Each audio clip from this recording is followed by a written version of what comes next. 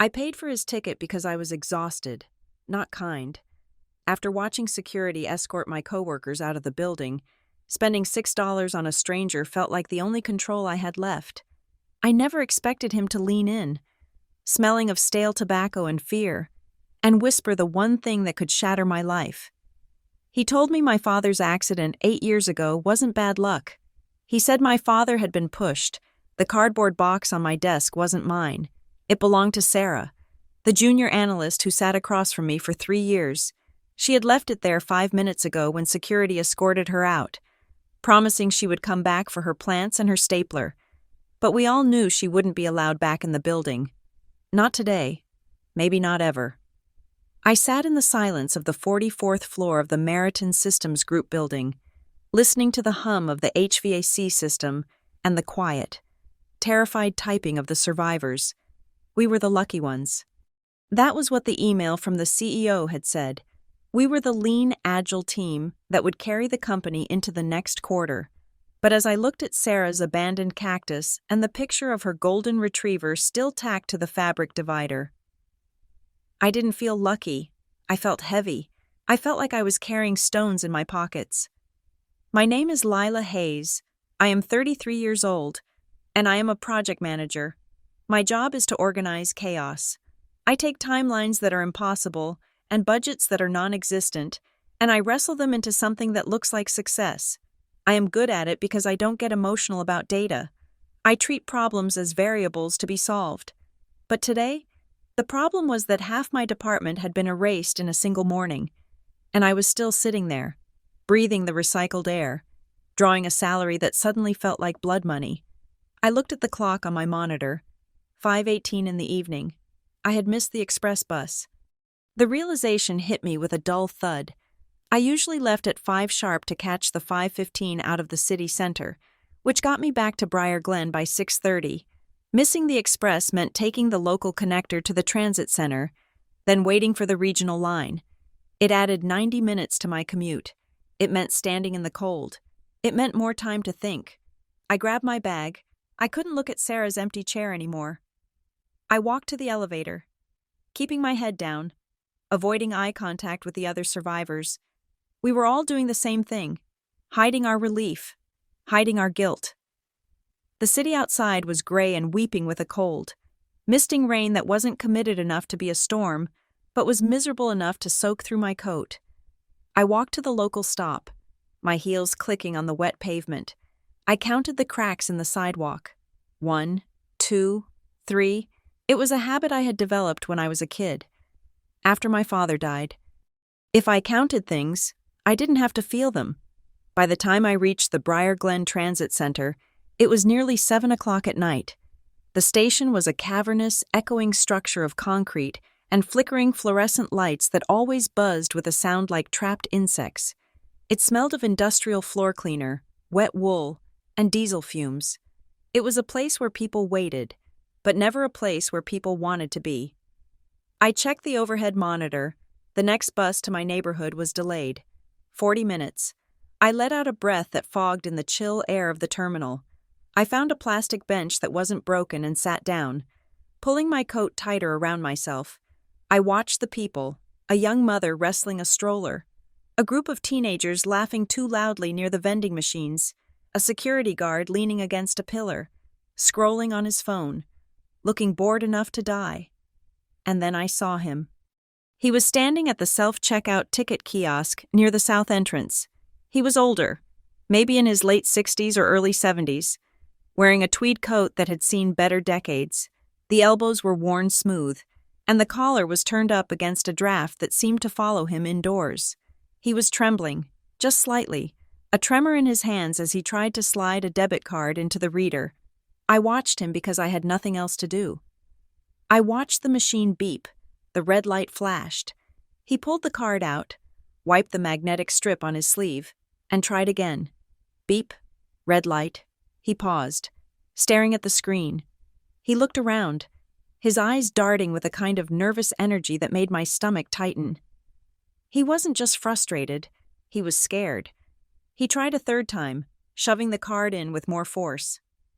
"Hey," the voice boomed across the empty space. I jumped. It was the attendant in the glass booth 10 feet away. He hadn't looked up from his magazine until now. "You cannot stand there all night," the attendant said, his voice amplified by the microphone, tinny and harsh. "Buy a ticket or move along. No loitering."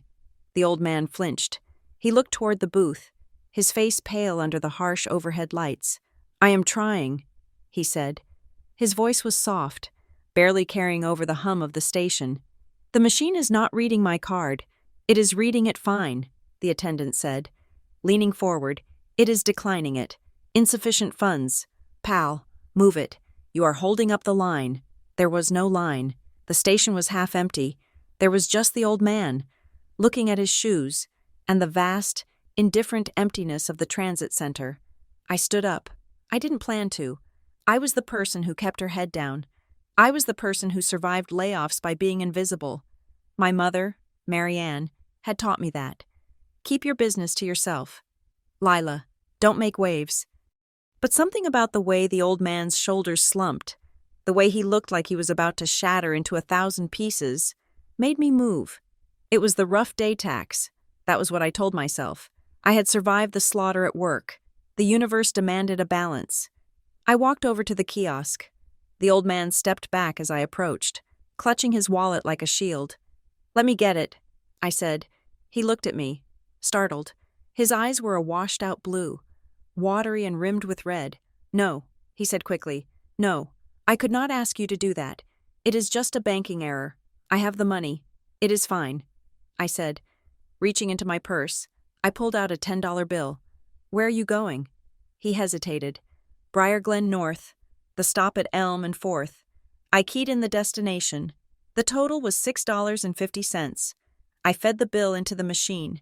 It whirred, clicked, and spat out a paper ticket and my change. I handed him the ticket. "Here." He took it slowly, his fingers brushing against mine. His skin was ice cold. He looked at the ticket, then back at me. He didn't smile. He studied my face with an intensity that made me want to step back.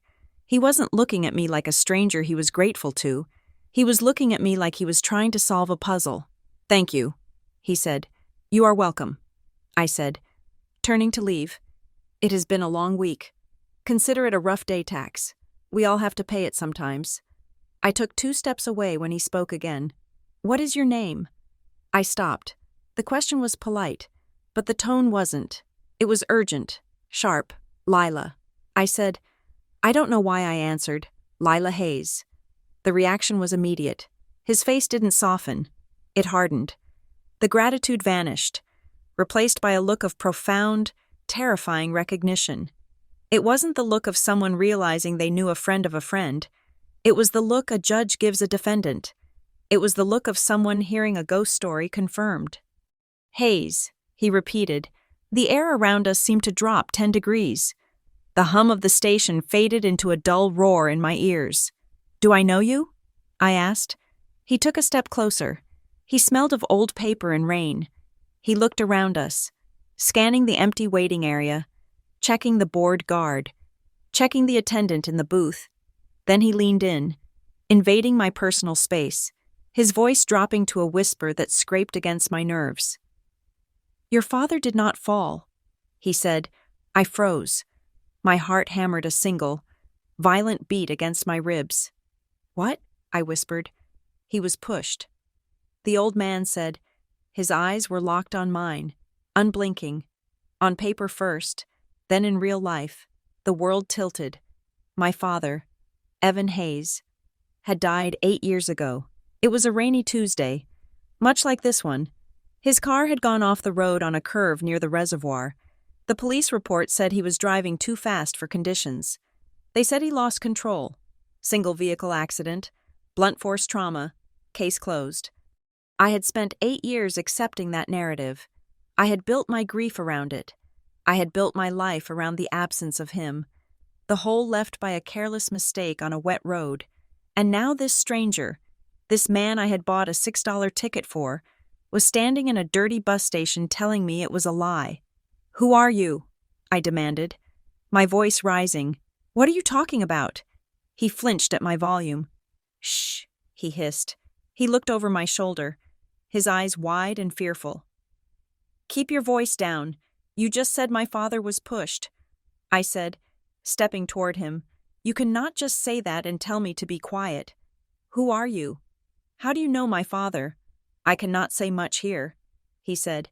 He was trembling harder now. "They still watch the station." "They?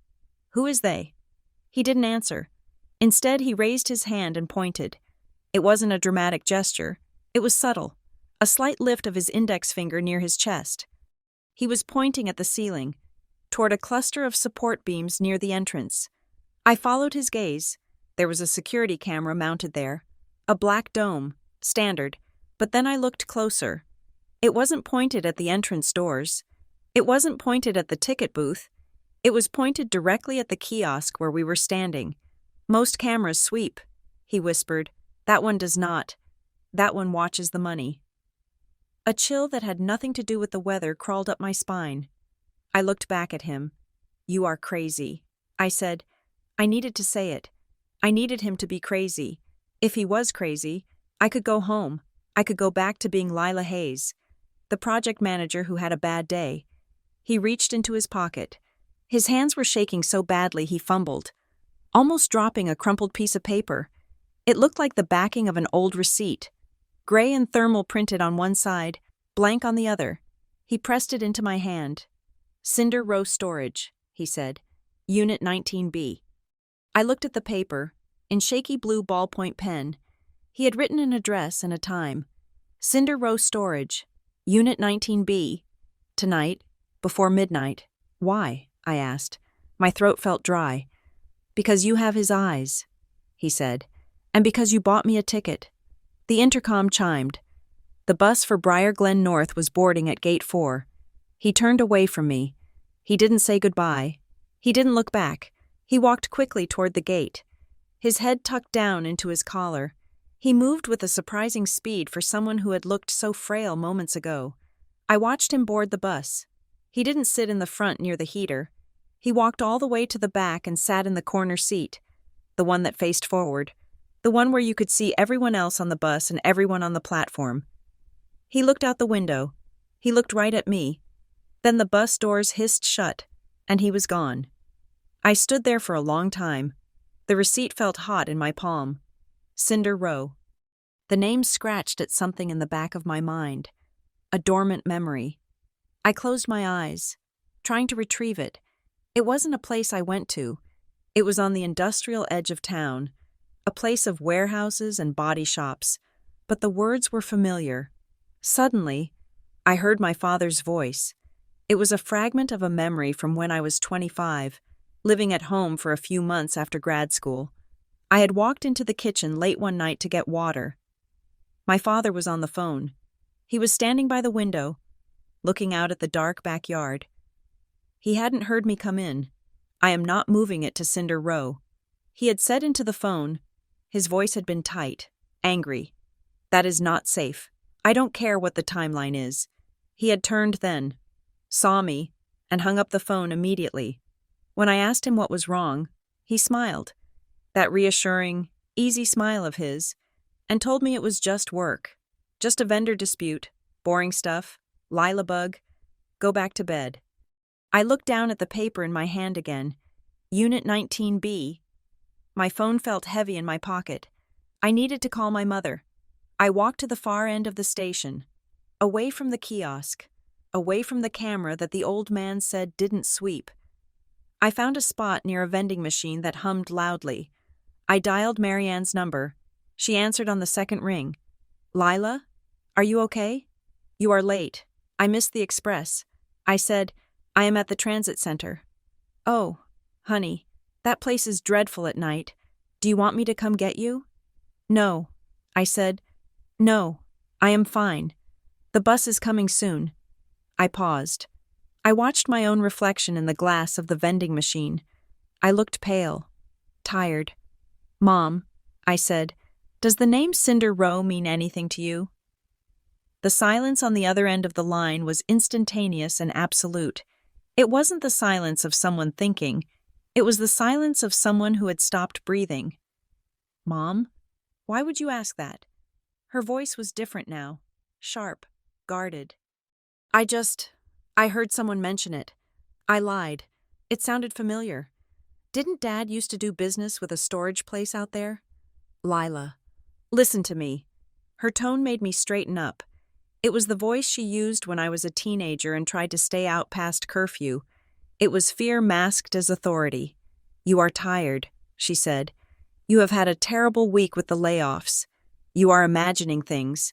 Your father never did business on Cinder Row.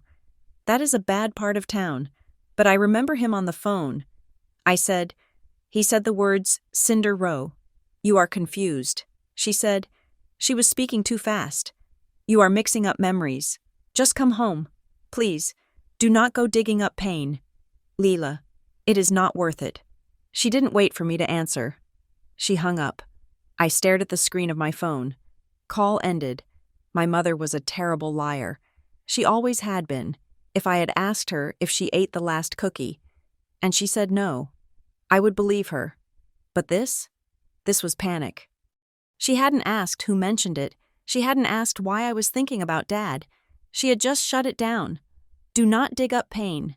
That was an admission. You only dig for things that are buried. I looked at the receipt in my hand. Tonight, before midnight, the logical part of my brain, the project manager part, was screaming at me. It was telling me this was dangerous. It was telling me to go home, eat a frozen dinner, and go to sleep. It was telling me that old men at bus stations are often mentally ill, and that mothers are often protective for no reason. But the daughter in me, the girl who had accepted that her father drove off a road by accident, was waking up. My father was a careful driver. He never sped. He checked his tire pressure every Sunday. He was the man who taught me to count cracks in the sidewalk so I wouldn't cry. He wasn't careless. He was pushed. I shoved the receipt into my pocket. I wasn't going home. I turned back toward the main concourse. I needed to get to Cinder Row, but before I left, the instinct kicked in. Document everything. That was the first rule of project management. If it isn't documented, it didn't happen. I walked back toward the kiosk, acting casual, like I was checking the time on the wall clock. I pulled out my phone. I snapped a picture of the bus route board, freezing the schedule for the bus Walter Bryce had taken. Then I turned, pretending to take a selfie, and angled the camera up. I took 3 photos of the security camera above the kiosk. I zoomed in on the image on my screen. The old man was right. It was a fixed-lens dome, and it was pointed directly, unmistakably, at the payment terminal. Not the entrance, not the crowd, the money. I looked at the attendant in the booth. He was watching me now. His magazine was down. He was staring right at me. I put my phone away, gripped the strap of my bag, and walked out of the station into the rain. I didn't wait for the bus. I hailed a cab. Where to? The driver asked, eyeing me in the rearview mirror. Cinder Row, I said. The storage facility. He frowned. Section 8? That is industrial. Nothing open out there this time of night. Just drive. I said, please. As the cab pulled away, I looked back at the station. It looked like a glowing sore against the dark city skyline. I felt a strange sensation in my chest. It was fear, yes, but it was something else, too. For 8 years, I had felt like I was floating, untethered, waiting for my life to make sense again. Now, as the cab turned toward the dark edge of town, I felt gravity taking hold. I was falling, and for the first time in a long time, I wanted to see where I would land. The rain lashed against the windows, blurring the city lights into streaks of red and gold. I touched the pocket where the receipt lay. Unit 19B. I was coming. The ride took 20 minutes. The city changed as we drove. The glass and steel of the business district gave way to brick row houses, which gave way to chain-link fences and low, sprawling warehouses. The streetlights became fewer, the shadows longer. Cinder Row was exactly what it sounded like, a stretch of road covered in the grit of industry. The storage facility was a fortress of corrugated metal and barbed wire. Here you go, the driver said, pulling up to the curb. You sure you want to be dropped here? I am sure, I said. I paid him and tipped him $5, more than I could afford, maybe because I wanted him to remember me if the police asked later. I stepped out. The cab drove off, its taillights vanishing into the mist. I was alone. I stood before the gate of Cinder Row Storage. A sign above the keypad read, 24-hour access. The fence was high, topped with razor wire that glistened wetly in the dark. I punched in the generic code written on the gate. *0*0. A trick I learned in college for older keypads. It didn't work. Of course it didn't. I needed a code. Then I remembered the receipt. I pulled it out under the weak light of a street lamp. Below the address, there was a faint scribble I hadn't noticed before. 4 numbers, 1, 9, 8, 4, my birth year. My breath hitched. Walter Bryce didn't just know my father. He knew me. Or my father had used a code he knew I would remember. I typed it in. 1, 9, 8, 4. The gate buzzed. A heavy metallic clank echoed in the quiet street. The gate began to slide open, slow and grinding, like the mouth of a beast waking up. I stepped inside. The rows of storage units stretched out before me, identical orange doors in the gloom. The silence was absolute. No traffic, no voices, just the wind rattling the metal doors. I started walking, looking for the numbers. Unit 1 was at the front. I needed 19. I walked past row after row. 10, 11, 12. I told myself I was doing this to prove Walter was a liar. I told myself I would find Unit 19B, see that it was full of old furniture or completely empty, and then I would go home and call my mother and apologize. But as I walked, the words echoed in my head. On paper first, then in real life. I reached row 18, then 19. I turned the corner. Unit 19A, Unit 19C. I stopped. I looked back and forth. 19A, 19C. There was no 19B. The space between A and C was just a solid metal wall. The numbering skipped. I stood there, the rain soaking into my hair, staring at the blank metal. It doesn't exist, I whispered. A wave of relief washed over me. It was a scam. It was a senile old man's delusion. There was no Unit 19B. My father wasn't pushed. The world was normal. I turned to leave. I took one step back toward the main gate. Then I heard it. Clank. It came from the other side of the fence, out on the street where the cab had dropped me off. It was the sound of a car door closing, not slamming, just clicking shut. Softly. I froze. I crouched down in the shadow of Unit 19C. I peered through the gap between the units, looking toward the front gate. A black SUV was idling just outside the fence. Its headlights were off. Its engine was running, a low, powerful purr that vibrated in the wet air. The windows were tinted impossibly dark. No one got out. They were just sitting there, watching the gate I had just walked through. They still watched the station. Walter's voice was in my ear. My heart slammed against my ribs, hard and fast. This wasn't paranoia. This was a black SUV idling in the dark in an industrial wasteland, minutes after I used a code tied to my birth year. I wasn't looking for a ghost story anymore. I was inside one. I didn't run. I couldn't run. If I ran, they would see motion. I stayed crouched, pressing my hand against the cold metal of the storage unit. I took my phone out and silenced it. I took a picture of the SUV through the fence. The license plate was obscured by mud.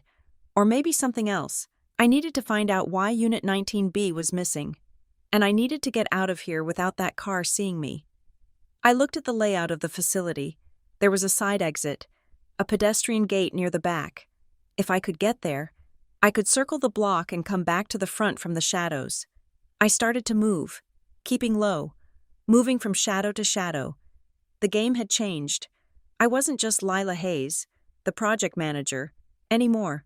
I was the daughter of Evan Hayes, and I was going to find out what happened to Unit 19B, even if I had to tear this place apart to find it. The fluorescent buzz of the front office was a violent shift from the rainy dark of the yard. I blinked, my eyes adjusting to the harsh white light that smelled of stale coffee and industrial cleaner. Behind the high counter, A man with a shaved head and a neck tattoo that crept up behind his ear didn't look up from his phone. His name tag. Crooked and smudged. Read Kyle. "Excuse me." I said. Kyle swiped a finger across his screen, sighed, and finally looked at me. His eyes were glazed with the specific boredom of a night shift worker who had nowhere else to be. "Help you?" he asked. "I am looking for Unit 19B. I said, "I have the access code. But the unit is not there. The numbers skip from A to C." Kyle stared at me for a long beat. Then he shook his head. "No 19B, he said flatly. "I saw the gap," I said, leaning my hands on the counter. It was cold laminate. There is clearly a space between A and C. There is a door. It just does not have a number. Unit 19B does not exist, he repeated, slower this time, as if I were a child or a tourist who did not speak the language. The computer says, A, C, D, E, no B, never been a B. I felt a flash of irritation that was purely professional. I dealt with contractors like this every day. People who thought that if they denied a problem with enough confidence, the problem would simply vanish. "I am not imagining it," I said, keeping my voice level. "I just walked the row. There is a physical space. Someone is paying for it." "Look, lady," he said, finally setting his phone down. "It is 2 a.m. If the system says it is not there, it is not there. Maybe it is a maintenance closet. Maybe it is a structural pillar. I do not know. But I cannot give you a key to a room that does not exist." He looked past me, through the glass front door, toward the gate. His expression shifted, a flicker of interest, or maybe caution. "You got a ride waiting?" he asked. I turned. Beyond the rain-streaked glass, the black SUV was still there. It hadn't moved. The engine exhaust puffed white clouds into the red glow of the taillights. It sat like a predator, heavy and patient. My stomach dropped. I hadn't called a ride. "No," I said. "I walked here." Kyle frowned. "Well, someone is idling at the gate. You should probably tell them to move. Blocking the entrance is against fire code." I looked at the SUV, then back at Kyle. The refusal to acknowledge the unit. The convenient ignorance. It felt rehearsed. Or maybe he was just lazy. Either way, he wasn't going to help me, and that car outside was making the hair on my arms stand up. "Right," I said, "I will go check." I walked out the door. But I didn't go toward the SUV. I turned left, hugging the side of the building, staying out of the direct wash of the headlights. The rain was coming down harder now, a cold, stinging drizzle that soaked through my coat in seconds. I walked briskly down the sidewalk, away from the facility, away from the idling car. I didn't look back. I acted like a woman who had made a mistake, asked for directions, and was now walking home to defeat. I walked for 2 blocks until I turned the corner onto 4th Street. Then I stopped. I pressed my back against the wet brick of a warehouse and breathed. My heart was hammering a frantic rhythm against my ribs. They still watched the station. Walter's words weren't just about the bus station. They were about the whole system, the camera, the SUV, the missing unit. I wasn't going home. I couldn't go home. If I went home now, with nothing but questions, the fear would eat me alive. I needed to see what was behind that blank metal door. I checked the street. Empty. I circled the block. Cinder Row storage took up the entire square, a massive footprint of corrugated metal and asphalt. I moved along the perimeter fence, looking for a weakness. The main gate was watched. The front office was a dead end. On the north side, the fence ran parallel to an alley filled with overflowing dumpsters and pallets. I picked my way through the trash, the smell of wet cardboard and rotting vegetables thick in the air. There, about halfway down the alley, the chain-link fence bowed inward where something heavy had hit it. The barbed wire at the top was rusted and sagging. It wasn't an open door, but it was climbable. I threw my bag over first. It landed with a soft splash in a puddle on the other side. Then I put the toe of my boot into the diamond mesh and pulled. I hadn't climbed a fence since I was 12 years old. Stealing apples from the orchard behind the middle school. My muscles complained. My shoulder twinged. But I hauled myself up.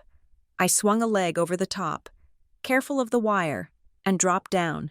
I landed in a crouch on the wet asphalt of the storage yard. I was inside. I grabbed my bag and ran, staying low, moving between the rows of units. I was deep in the back of the facility now, far from the front office and the prying eyes of the SUV. I found myself in a section labeled Maintenance and Utilities. There were stacks of drywall, buckets of sealant, and a golf cart parked under a lean-to. On the wall of a small shed, tacked up behind a sheet of plexiglass yellowed by the sun, was a map. It was an old blueprint of the facility. Faded blue lines on white paper. I pulled out my phone and wiped the rain from the lens. I used the flashlight, shielding the beam with my hand. I traced the rows with my finger. Row 10, row 15, row 18, row 19. There it was, in the original ink. The units were clearly marked: 19A, 19B, 19C, 19D, but someone had taken a thick black permanent marker and scribbled over 19B. Next to it, in jagged handwriting, they had written, combined with 19D, Fire Code, Update 2022. I snapped a picture. Fire Code Update, that was the lie. You don't combine units for fire safety, you separate them. Someone had erased 19B from the record, merged it into another unit, and buried the history. Hey! The shout came from behind me. I spun around, dropping my phone. A man was standing by the golf cart. He was holding a wrench the size of his forearm. He was big, wearing a gray jumpsuit stained with grease and a beanie pulled low over his forehead. He didn't look like a security guard. He looked like he worked for a living. I froze. I did not hear the gate buzz. He said, his voice gravelly, "How did you get in here?" I held up my hands. I didn't have a weapon. I had a story. I am sorry, I said, keeping my voice steady. The wind blew a panel loose on the back fence. I saw it from the alley. I thought someone should know before the whole thing came down. He narrowed his eyes. He lowered the wrench slightly, but he didn't put it away. You climbed a fence to tell me about a broken panel? I am a project manager, I said. It was the truth, and it was the only armor I had. When I see a structural failure, I fix it, or I find the person who can. He stared at me. He looked at my wet coat, my sensible boots, my face that probably looked too tired to be dangerous. He looked at the phone on the ground. You are Lila, he said. I stiffened. How do you know my name? He pointed to the ID badge still clipped to my lapel. I had forgotten to take it off after work. Meriton Systems Group, L. Hayes. I reached up and unclipped it, shoving it into my pocket. Who are you? I asked. Ronan, he said. Ronan Pike. Maintenance. He walked over and picked up my phone. He looked at the screen. It was still displaying the photo of the map, and then handed it back to me. You are not here about the fence, he said. You are here about the ghost unit. The ghost unit. Is that what you call it? I asked. Ronan sighed. He walked over to the shed and pulled a rag from his pocket, wiping his hands. It is what we all call it. 19B, the hole in the map. Why is it hidden? Ronan? He looked at me, really looked at me. He had kind eyes, buried under layers of exhaustion and skepticism. You are not a cop, he said. Cops do not climb fences in the rain, and you are not one of Harthwell's suits. They would not be caught dead in last season's coat. I bristled slightly at the coat comment, but I let it go. I am looking for my father. I said, he left me something, and I think it is in that unit. Ronan leaned against the shed. Harthwell Property Solutions pays the lease on that block, specifically that unit. They pay a premium to keep it listed as maintenance storage. No rentals allowed. Harthwell, I knew the name. Everyone in Briar Glen knew the name. They were the developers behind the new downtown revitalization. Their billboards were everywhere. Sleek, modern designs promising a brighter future for Briar Glen. They were building the new condos, the new retail park, the transit expansion. Why would a property developer hide a storage unit? I asked. Ronan shrugged. I just fixed the doors, lady.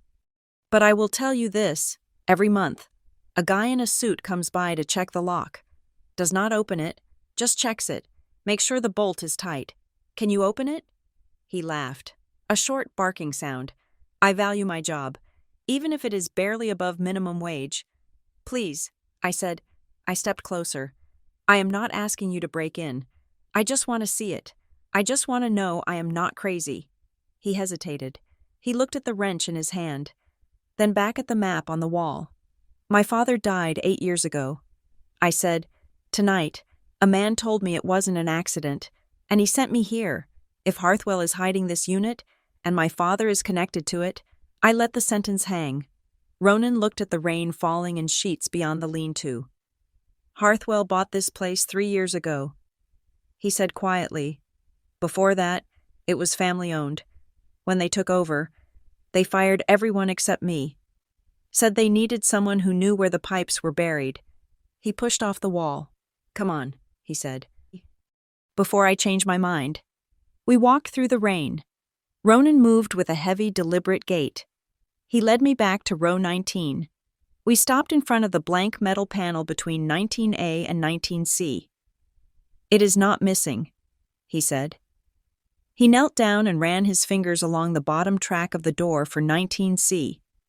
He pulled a small tool from his pocket, a tension wrench. He didn't use it on the lock. He used it on the frame itself. He popped a hidden latch at the base of the divider. The metal wall that separated 19C from the empty space slid sideways. It wasn't a wall. It was a false front.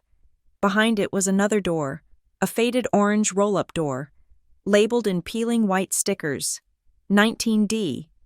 But underneath the D, you could see the ghost of a B. This is it, Ronan said.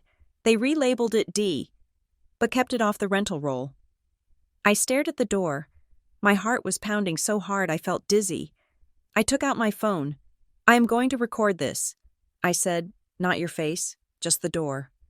And I want you to say what you just told me, about Harthwell, about the renumbering. Ronan shook his head. No recording. If they hear my voice. I am done. Please, I said, if something happens to me, I need proof. He looked at the door, then at me. Okay, he said, but you keep the phone pointed at the ground. I hit record. State the date and location. I whispered, January 20th. Ronan grunted. Cinder Row Storage, standing in front of Unit 19D, formerly 19B, and who controls this unit? Account is flagged for Harthwell Property Solutions, he said, marked as Do Not Rent, Do Not Open. I stopped the recording. Thank you. He took a keyring from his belt. It was massive, jingling with 50 different keys. He sorted through them until he found a small, brass one. Master key, he said, works on everything except the padlocks. If there's a bolt inside, you are on your own. He slid the key into the cylinder of the roll-up door. It clicked. He lifted the handle, and the door rattled upward, screaming metal on metal in the quiet night. The smell hit me first. Dust, old paper, and something else. Faint traces of a cologne I hadn't smelled in 8 years. Sandalwood and clove. I stepped inside. The unit was small. Maybe 5 by 5. It was almost empty. In the center of the concrete floor, bolted down with heavy-duty anchors, was a black metal file cabinet. 2 drawers, locked. On top of the cabinet sat a single object, a picture frame. I walked over to it, my hands trembling. I picked it up. It was a photograph of a ribbon-cutting ceremony. There was a red ribbon stretched across a podium. Behind it stood the mayor of Briar Glen, looking 10 years younger. Next to him was a man in a sharp gray suit I didn't recognize, and next to him, smiling that easy, reassuring smile, was my father, Evan Hayes. He looked healthy, alive. He had his hand on the shoulder of the man in the gray suit. They looked like partners. I turned the frame over. The backing was black velvet. I ran my fingers along the edge. There was a lump. I pulled the backing loose. A small white envelope slid out. It was sealed. On the front, in my father's distinct, looping handwriting, was a number, Box 404. And below that, a message. Lila, if you are reading this, I ran out of time. Box 404, Glenmore Federal Bank, If Marianne stalls you, it is because she is scared, not because she is guilty. Do not hate her for trying to keep you safe, Dad. I felt a sob rise in my throat, hot and sharp. I pressed a hand over my mouth to stifle it. Do not hate her. He knew. He knew he was in danger. He knew she would try to stop me. I looked at the file cabinet. I tugged on the drawers. Locked tight. I didn't have the key. We have to go, Ronan said from the doorway. His voice was urgent. I saw headlights sweep the front gate. The patrol is coming back. I grabbed the photo and the envelope. I shoved them into my bag. Wait, I said. I took one last look at the empty unit, the bolted cabinet. It was a tombstone for a secret. I ran out. Ronan pulled the door down, locked it, and slid the false panel back into place. Go out the back, he said, the way you came in. And Lila? I turned. Do not come back here, he said. Next time, it won't be me who finds you. I ran. I scrambled back over the fence, tearing my coat on the wire, landing hard in the alley. I didn't stop running until I was 3 blocks away, under the yellow light of a bus stop, gasping for air. I caught the first bus heading toward the suburbs. I sat in the back, clutching my bag to my chest. When I got to my mother's house, it was 4 a.m. The windows were dark. I let myself in with my key. The house smelled of lavender and sleep. It was the smell of my childhood, a smell that had always meant safety. Now, it felt like a suffocating blanket. I walked into the kitchen. I didn't turn on the lights. I sat at the table and placed the envelope in the center of the placemat. I waited. At 6 o'clock, the stairs creaked. My mother came down in her robe, her hair messy, her face soft with sleep. She stopped in the doorway when she saw me. Lila? She whispered. What are you doing here? You are soaking wet. I looked at her. I saw the lines around her eyes, the gray in her hair that she carefully dyed every month. I saw the woman who had made me soup when I was sick, who had held me at the funeral, who had told me to keep my head down and survive. I pushed the envelope across the table. She looked at it. She didn't touch it. Her face went pale, draining of blood so fast I thought she might faint. Where did you get that? She asked. Her voice was barely a sound. Cinder Row, I said. Unit 19B. She closed her eyes. She gripped the doorframe. Mom, I said gently, I am not angry, but I need you to tell me the truth. She opened her eyes. They were filled with tears. He promised me, she said. He promised he destroyed that key. Who is Harthwell? I asked. She flinched at the name. They are the ones who built this city, she said, and they are the ones who killed your father. The confession hung in the air between us. She walked over and sat down opposite me. She didn't reach for my hand. She wrapped her arms around herself. He was working with a lawyer. She said, before the accident, he wouldn't tell me who. He said the less I knew, the safer we were. He was building a case. Lila. He found something in the zoning permits. Something big. Why didn't you tell me? Because they came to me, she said. 2 days after the funeral, a man came to the house. He was very polite. He sat right where you are sitting. He told me that accidents are tragic, but investigations are dangerous. He said that if I wanted you to finish college, if I wanted to keep this house, I would let the police report stand.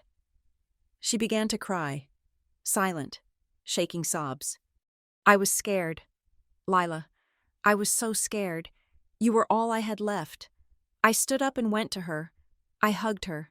She felt small in my arms, fragile. If Marianne stalls you, it is because she is scared, not because she is guilty. It is okay. I whispered, we are going to fix it. I am not sure we can, she said into my shoulder. I pulled away. Where is his old laptop? The one you kept in the attic? She looked up. Wiping her eyes, it is in the closet, under the blankets. I couldn't throw it away. I went upstairs. I found the laptop, a heavy, brick-like machine from a decade ago. I plugged it in. It groaned as it booted up. I guessed the password on the first try. Lila 1984. I didn't look at the photos. I didn't look at the saved documents. I went straight to the calendar archive. I scrolled back. 8 years. February. The week he died. There it was. 2 days before the accident. A calendar invite. Tuesday, February 12th, 10 a.m. Subject: Briar Glen Civic Trust. Compliance review. Location: City Hall. Room 302. Briar Glen Civic Trust. That was the nonprofit that funded half the parks in the city. The good guys. Why was my father reviewing their compliance? And why was it linked to Hearthwell Property Solutions? My phone buzzed in my pocket. I jumped. The sound was too loud in the quiet room. I pulled it out. It was a text message. Unknown number. No ID. I stared at the screen. Stop opening boxes that aren't yours. I felt a cold prickle on the back of my neck. I looked out the window. The street was empty. The morning sun was just starting to crest over the trees, casting long, pale shadows across the lawn. They knew. They knew I had been to Cinder Row. They knew I was awake. They knew I was digging. I looked at the laptop screen, at the innocent-looking calendar entry. I typed a reply, my fingers shaking but determined. I am just getting started. I hit send. The message failed. Recipient unknown. I put the phone down. I looked at the envelope on the desk. Box 404. I wasn't a project manager anymore. I was a daughter who had just been given a mission. And for the first time in 8 years, I wasn't going to keep my head down. I was going to look them in the eye. The lobby of Glenmore Federal Bank smelled of floor wax and money. It was a smell I had grown up associating with safety, with the lollipop the teller would give me while my father deposited his paycheck. Now, it smelled like a cage. I stood at the counter, my hands resting on the cool marble. The branch manager, a woman named Mrs. Gable, who wore her glasses on a gold chain, typed something into her computer. She frowned, the skin between her eyebrows pinching together. Box 404, she said, reading from the screen. It is an active box. Ms. Hayes. The lease is paid through the end of the year. I felt a surge of relief. It was real. The envelope from the storage unit hadn't been a decoy. I have the key. I lied. I just need to access it. I am the executor of his estate. Mrs. Gable stopped typing. She looked at me with a pity that felt rehearsed. I know. Lila. We were all so sorry to hear about Evan. He was a good man, but the box doesn't list you as an authorized signer. My stomach tightened. But I am his daughter. I am handling everything. The rules are very strict on safety deposit boxes, she said gently, unless your name is on the signature card. Or you have a court order specifically naming this box number. I cannot let you into the vault. It is federal regulation. I gripped the marble edge. Who is on the card? She turned the screen slightly away, as if protecting me from the answer. There is a co-signer, she said. Who? Marianne Hayes. The name hit me harder than a rejection would have. My mother? I stared at Mrs. Gable. Are you sure? Positive. She signed the card 9 years ago. 9 years ago, 1 year before he died. I thanked her, my voice sounding hollow in my own ears, and walked out into the blinding noon sun. I sat in my car in the parking lot, watching the automatic doors slide open and shut. My mother knew about the box. She had known for 9 years, when I had confronted her at the kitchen table at 6 in the morning. She had told me about the lawyer, about the threats, about the fear, but she hadn't mentioned the box. She had let me drive here, let me walk into that bank, knowing I would hit a wall. If Marianne stalls you, it is because she is scared. My father's note wasn't just a warning, it was a map of my mother's psychology. I drove back to the house. I found her in the garden, aggressively pruning the hydrangeas. She was cutting them back too far, hacking at the stems with a violence that didn't match her floral gardening gloves. You are on the signature card. I said. I didn't say hello. I just stood on the patio, casting a shadow over her work. She stopped cutting. She didn't turn around, her shoulders hunched up, a defensive posture I was starting to recognize too well. I did not know what was in it. She said, her voice was small. You knew it existed. Mom, you let me go to the bank knowing I would be turned away. I hoped you would give up, she said. She turned then, dropping the shears into the dirt. Lila, please. I hoped you would hit a bureaucratic wall and stop. Why? Because if you open that box, you cannot close it again. She walked over to the patio table and sat down heavily. She looked 10 years older than she had yesterday. Your father brought the papers home one night, she said. He was agitated. He said he needed a backup. He said if anything happened to him, he needed someone who could access the box without a probate waiting period. He begged me to sign. He said it was just a formality. And you never asked what was inside? I did not want to know, she cried out, and the sound startled a robin from the feeder. I knew he was worried. I knew he was looking into things that made him pace the floor at 3 a.m. If I knew what was in the box, I became a liability. Ignorance was the only shield I had. I sat down across from her. I took her hand. It was cold, despite the sun. We do not have a shield anymore. Mom, they sent me a text. They know I'm looking. The only way to be safe now is to know what they are afraid of. She looked at me, her eyes searching my face. You look so much like him, she whispered. When you get that set to your jaw, it is terrifying. I need you to come to the bank with me. I cannot, she whispered. I cannot walk in there. If I sign in, it creates a record. They will know I helped you. Then I need a lawyer. I said, I need to get a court order so I can do it without you. But I need to know you won't fight me on it. She pulled her hand away and picked up her teacup. It was empty, but she held it like an anchor. Do what you have to do, Lila. But do not ask me to be the one who opens the lid. I left her there and went to my car. I needed legal counsel, but I couldn't go to just anyone. Briar Glen was a company town, and Harthwell Property Solutions was the company.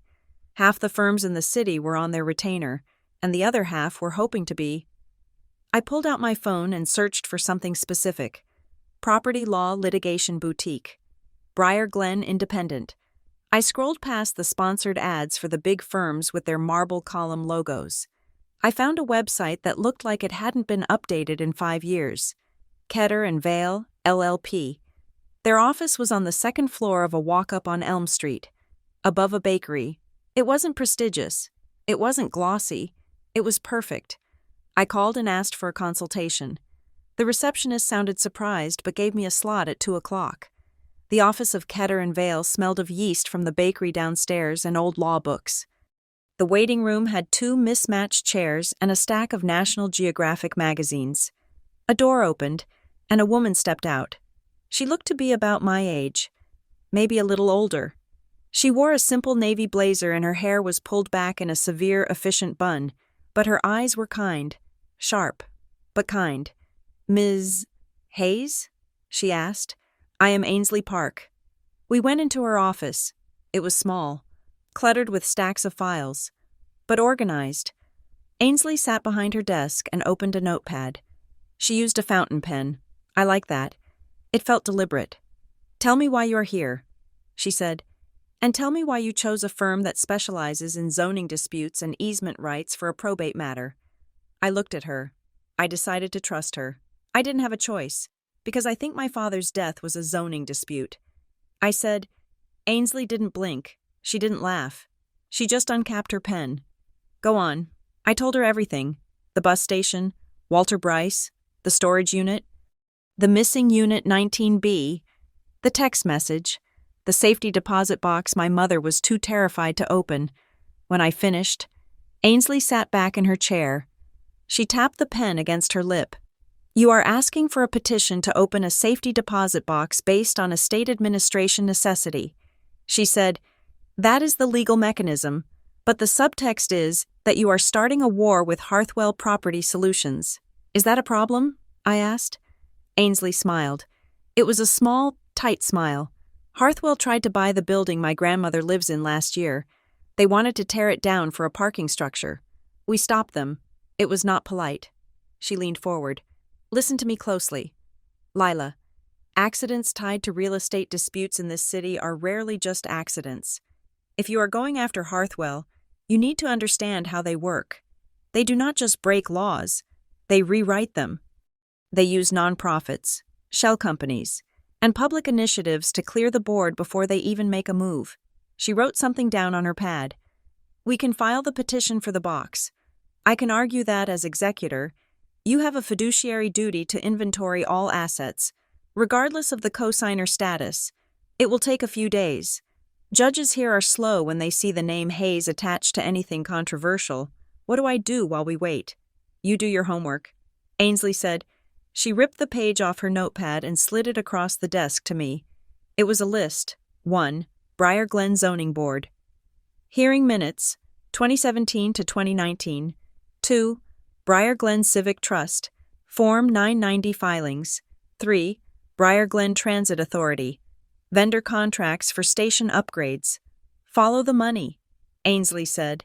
But more importantly, follow the permission. Look for who asked for permission to build and who gave it, and look for the Briar Glen Civic Trust. Why them? I asked. They build playgrounds. Ainsley's eyes went hard.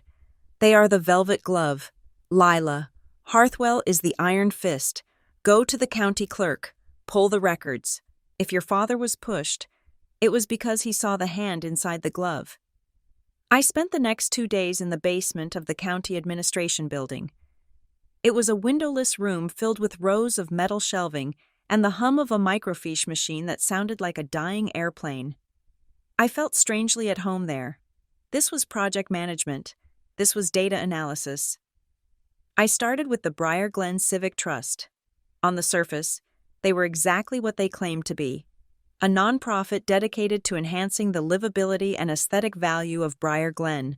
They planted trees, they sponsored art festivals, but when I pulled their tax filings, the Form 990s, I saw a different story. Their donor list was redacted, which was legal but suspicious, but their board of directors was public. I recognized 3 names immediately. 2 were city council members. 1 was the vice president of acquisitions for Harthwell Property Solutions. I started cross-referencing their advocacy projects with Harthwell's development map. In 2016, the trust lobbied for a blight designation for the Cordell district. 6 months later, Harthwell bought 3 blocks in Cordell for pennies on the dollar and built luxury condos. In 2017, the trust commissioned a study on safety concerns regarding the old industrial park. That study was cited in the city council vote to rezone the area. 3 months later, Harthwell announced the new retail center. It was a machine. The trust created the problem: blight, safety, outdated infrastructure, and Harthwell provided the profitable solution. And then I looked at the bus station. The trust had pushed hard for the Transit Modernization Initiative 8 years ago. They had argued that the old station was unsafe, that it needed high-tech surveillance and automated ticketing. I pulled the file for that initiative. I flipped through the pages of meeting minutes, my fingers turning gray from the dust, and then I froze. There, in black and white, on the list of community advisors for the Briar Glen Civic Trust in the year 2018, was a name that stopped my heart: Evan Hayes. I stared at the paper. My father hadn't just been investigating them. He had been working with them. Community advisor. I felt a wave of nausea. Had he been part of it? Had he been one of the people helping them designate neighborhoods as blighted so Harthwell could swoop in? Was that why we had been comfortable? Was my college tuition paid for by the displacement of families in the Cordell district? No. I remembered the look on his face in the photo in the storage unit. He wasn't smiling with his eyes. He looked stiff. I remembered the calendar invite. Compliance review. He was on the inside, but he wasn't a collaborator. He was a mole. He was listed as an advisor, but he was building a case against them. That was why he had the file cabinet. That was why he had the secret meetings. I took a picture of the document. My phone buzzed. I looked at it. It was a block number. I hesitated. I was in the basement of a government building. It was the safest place I could be. I answered. Hello? Lila. The voice was rough, wet, sounding like it was being dragged through gravel. It was Walter Bryce. Walter? I said. Standing up. "Where are you?" "Do not ask that," he wheezed. Then he coughed. A terrible, rattling sound that went on for 10 seconds. I waited, gripping the phone. "I do not have much time," he said when the coughing subsided. "And neither do you. I went to Cinder Row." I said, "I found the unit." "Good. Did you get the box number?" "Yes, but I cannot get in yet." "Walter, I found my father's name on the Civic Trust documents. He was an advisor." Silence on the line. He was not an advisor. Walter said, "He was a Trojan horse, but they figured it out. I need to see you." I said, "I need to understand how this works." "Peregrine Diner," he said, "the one on Route 9. Meet me there." "When?" "Dawn," he said. "Tomorrow, 5 in the morning, before the shifts change." "Walter, you sound sick. You should go to a hospital. Hospitals have records." He said, "Just be there." "And Lila?" "Yes? Check your mirrors." The line went dead. I didn't sleep that night. I sat in my living room with the lights off, watching the street. Every pair of headlights that swept past my window made my pulse jump. I felt like a child again, afraid of monsters. But the monsters were real and they drove SUVs. At 4:30 in the morning, I left the house. I took the back roads, watching my rearview mirror just like Walter had said. The Peregrine Diner was a chrome and neon relic from the 50s that sat isolated on a stretch of highway between Briar Glen and the next town over. At 5 in the morning, the neon sign buzzed with a lonely, desperate sound. The parking lot was empty except for a few long-haul trucks and a battered sedan I assumed was Walter's. I parked in the shadows away from the light. I walked inside. The diner smelled of burnt coffee and frying bacon. There was only one waitress, a woman with tired eyes and a name tag that said Barb. She didn't look up as I walked in. I saw him in the back booth. Walter looked terrible. His skin was the color of old parchment, translucent and gray. He was wearing the same tweed coat, but it seemed to hang off him now, as if he had lost 10 pounds in 2 days. He had a napkin pressed to his mouth. When he pulled it away, I saw a spot of red. "Walter," I said, sliding into the booth opposite him. He looked up. His eyes were bright with fever, but sharp. "You came," he said. "You look like you need an ambulance." "No ambulances," he rasped. "Not yet." He pushed a coffee cup toward me. It was cold. "You found the Civic Trust connection," he said. "That is good. You are fast. My father was listed as an advisor." I said, "What does that mean?" "It means he was smart," Walter said. He took a sip of water, his hand shaking. Evan knew he couldn't get the records from the outside, so he volunteered. He used his reputation, good old honest Evan Hayes, to get on the advisory board. He told them he wanted to help with the community outreach. And what was he really doing? He was tracking the kickbacks, Walter said. He reached into his coat pocket. He pulled out a folded piece of paper. It was a photocopy of an internal memo. It was stamped confidential and dated 2 days before my father died. He slid it across the table. I picked it up. It was a memo from the Briar Glen Transit Authority, the BGTA. To Board of Directors. From Walter Bryce, Compliance Audit. Subject, Vendor Payment Irregularities. North Pine Security Logistics. Summary. Audit reveals a consistent pattern of over-invoicing by North Pine Security Logistics for security consultation and surveillance upgrades at the Briar Glen Transit Center. These payments coincide with significant donations made by North Pine's parent holding company to the Briar Glen Civic Trust. I looked up at Walter. "You wrote this." "I did." He said, "I was the auditor. I was the one who was supposed to make sure the taxpayers weren't getting fleeced. And my father? Look at the CC line." I looked at the bottom of the page. CC, Evan Hayes, Community Advisor, Briar Glen Civic Trust. Evan and I were working together, Walter said. His voice was getting weaker. I was tracking the money leaving the Transit Authority. He was tracking where it landed in the Civic Trust. It was a loop, I whispered. The Transit Authority paid North Pine for work they didn't do. North Pine donated the money to the Civic Trust. And the Civic Trust used that money to lobby for projects that Harthwell wanted. Bingo, Walter said. It is a washing machine, a perfect legal washing machine. And North Pine is the enforcer. They are not just a security company. Lila, they are the muscle. They are the ones who patrol the bus station. They are the ones who watch Cinder Row. I stared at the memo. Evan was going to present this, Walter said. There was a city council meeting scheduled. He was going to stand up and show them the loop. He was going to blow the lid off the whole thing, and 2 days before he could, he drove his car off a cliff.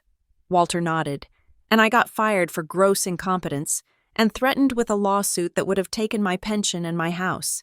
So I shut up. I took my meager savings, and I disappeared. He looked out the window at the dark highway. I was a coward. Lila. Your father was a hero. I let him die. And then I let them bury the truth with him. I felt a surge of anger so hot it burned my throat. I looked at this dying man. This broken wreck of a human being. Why now? I asked. My voice was tight. Why tell me now? 8 years later? Because I am dying, he said simply. The doctors say I have maybe a month. Lung cancer. A lifetime of secondhand smoke and bad luck. I have nothing left to lose. And I couldn't face him on the other side if I didn't try to fix it. He reached across the table and grabbed my wrist. His grip was surprisingly strong. They killed him. Lila, it wasn't an accident. They ran him off the road. And if you keep digging, they will do the same to you. Then why did you give me the key? I hissed. Why did you drag me into this? Because you are the only one who can finish it, he said. You are not part of the system. You are his daughter. And you have the one thing they cannot bribe or threaten. What is that? You have the box, he said. He started to cough again. This time it was violent. He doubled over, his body shaking. He hacked into the napkin, and when he pulled it away, it was soaked in blood. Walter, I said, standing up. I am calling 911. No, he gasped. I ignored him. I pulled out my phone. I dialed. I have a medical emergency at the Peregrine Diner on Route 9. I told the operator. Male, late 60s, respiratory distress, coughing blood. I hung up. I looked at Walter. He was slumped against the window, his breathing shallow and ragged. I am sorry, he whispered. I am so sorry. I sat with him. I held his hand. I felt a strange mix of emotions churning inside me. Grief for the father I had lost. Anger at the father who had lied to me, who had chosen a crusade over his own safety, over my safety, and guilt, terrible, heavy guilt, that I was sitting here demanding answers from a dying man because I needed to know the truth more than I needed him to be at peace. Sirens wailed in the distance. Walter's eyes fluttered. He looked past me, out the window. His eyes went wide. Lila, he wheezed. Go. What? Go. Now. The back door. I looked out the window. Across the highway, sitting in the breakdown lane, was a car.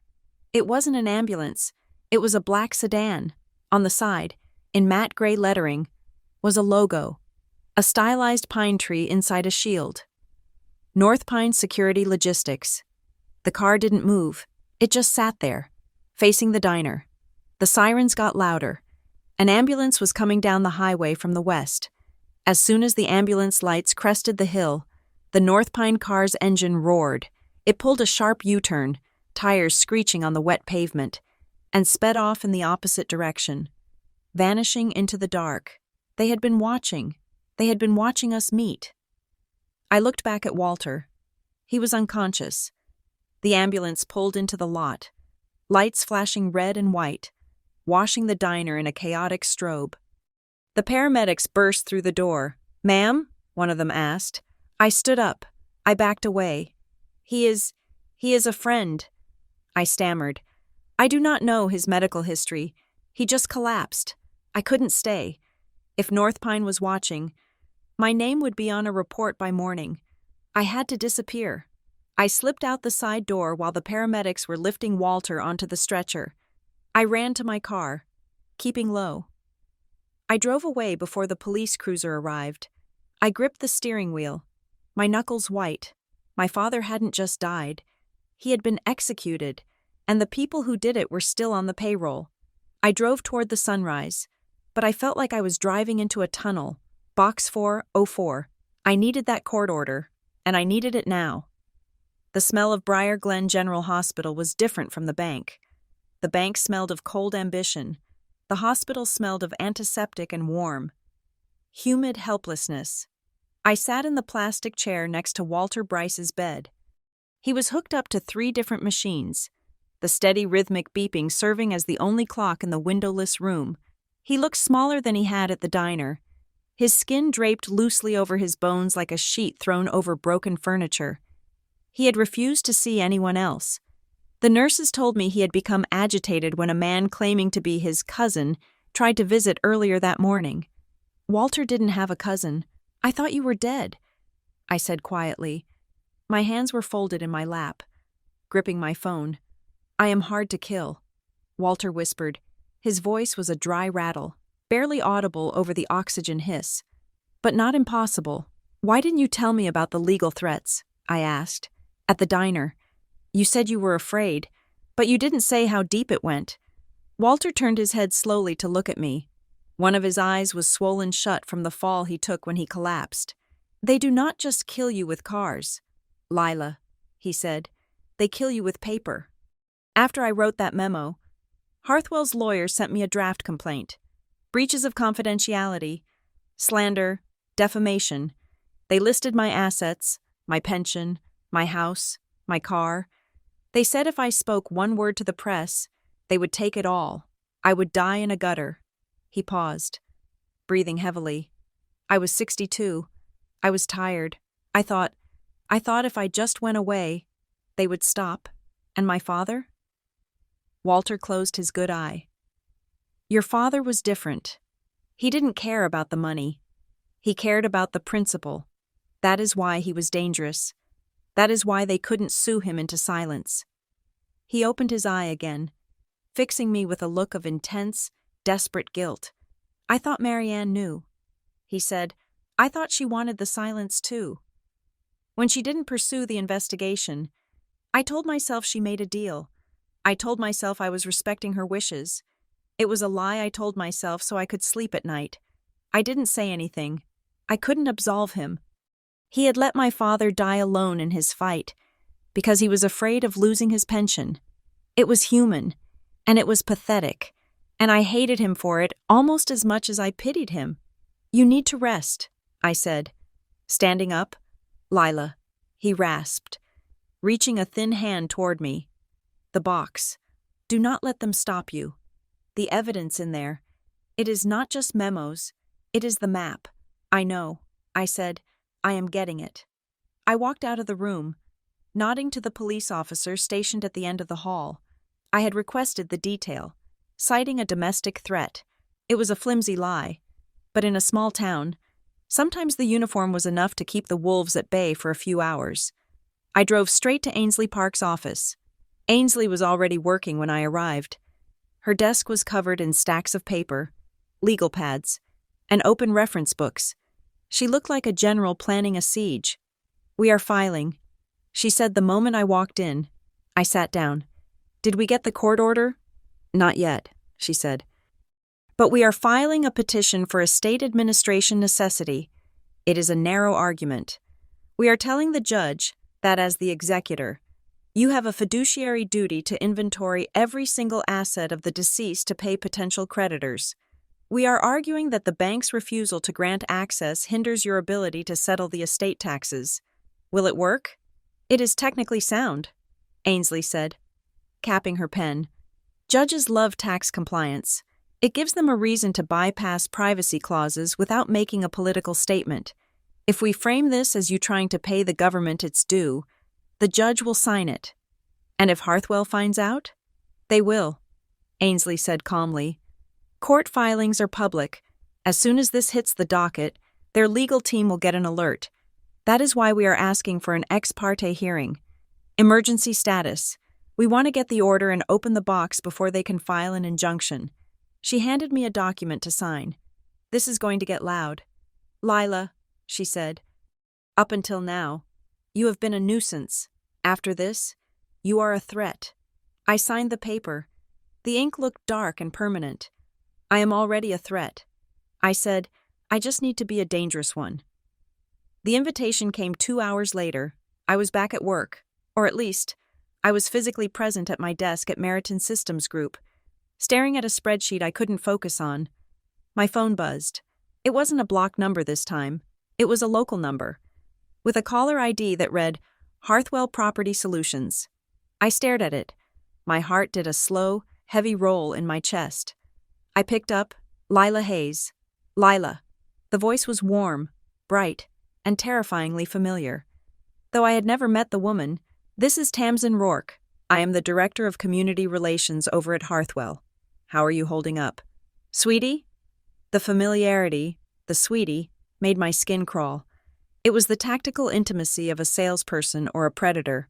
I am fine, I said, my voice flat. Can I help you with something, Ms. Rourke? Oh, please, call me Tamsin. Listen, I was speaking with some folks over at the City Council, and your name came up regarding the development hearing next week. We heard you have been going through a bit of a rough patch since the anniversary. She paused, leaving space for me to break. I am fine. I repeated. We are just so concerned, she continued, her voice dipping into a lower, confiding register. We know how hard it can be to navigate the city bureaucracy when you are grieving. I would love to buy you a coffee. Just two professional women chatting. I think I might have some opportunities that could really help you out. I don't need help, I said. Everyone needs help. Lila, she said, especially when they are working so hard for a company like Meriton that is, well, let's just say, tightening its belt. The threat was subtle, wrapped in velvet. But it was there. She knew about the layoffs. She knew my job was precarious. When? I asked. The roasted bean, she said instantly. On 4th. Does 3 o'clock work? I checked my calendar. I had a team meeting. I will be there. I said. I hung up. My hands were shaking. I put them flat on the desk until they stopped. Then I opened the voice memo app on my phone and tested the sensitivity. I could record from inside my purse if the zipper was open. I went to the bathroom, splashed cold water on my face, and looked at myself in the mirror. Project manager. That was my role. Tamsin Rourke was just a stakeholder with a conflicting agenda. I needed to gather requirements. I needed to document the interaction. I walked into the roasted bean at 3 o'clock exactly. Tamsin was waiting. She was impossible to miss. She looked like she had stepped out of a magazine spread about women who have it all.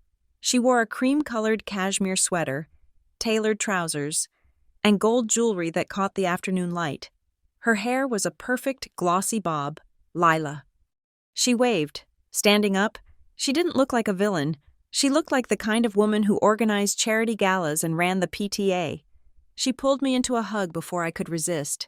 She smelled of expensive vanilla and hairspray. Sit, she said. I already ordered you a latte. Oat milk, right? I froze. I hadn't told her my coffee order. I sat down slowly. How did you know that? Oh, I just guessed. She laughed, waving a manicured hand. You look like a health-conscious girl. She took a sip of her own drink. Her eyes were green, sharp, and assessing. So, she said, let us talk about you. We hear you have been asking some very interesting questions around town, visiting storage units, pulling old files. It is very diligent. I am settling my father's estate. I said, I hit record on my phone under the table. Of course.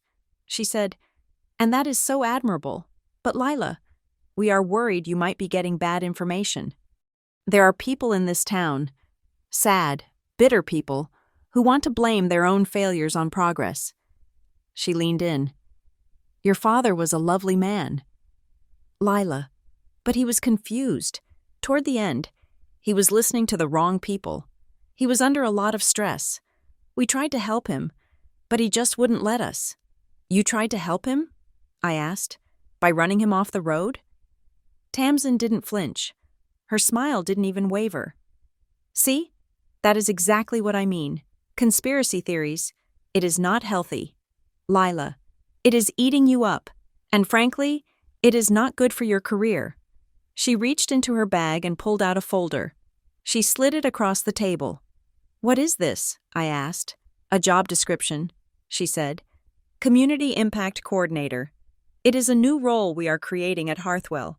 We need someone who understands the local landscape, someone organized, someone like you." I looked at the paper. The salary was listed at the top. It was nearly double what I made at Meriton.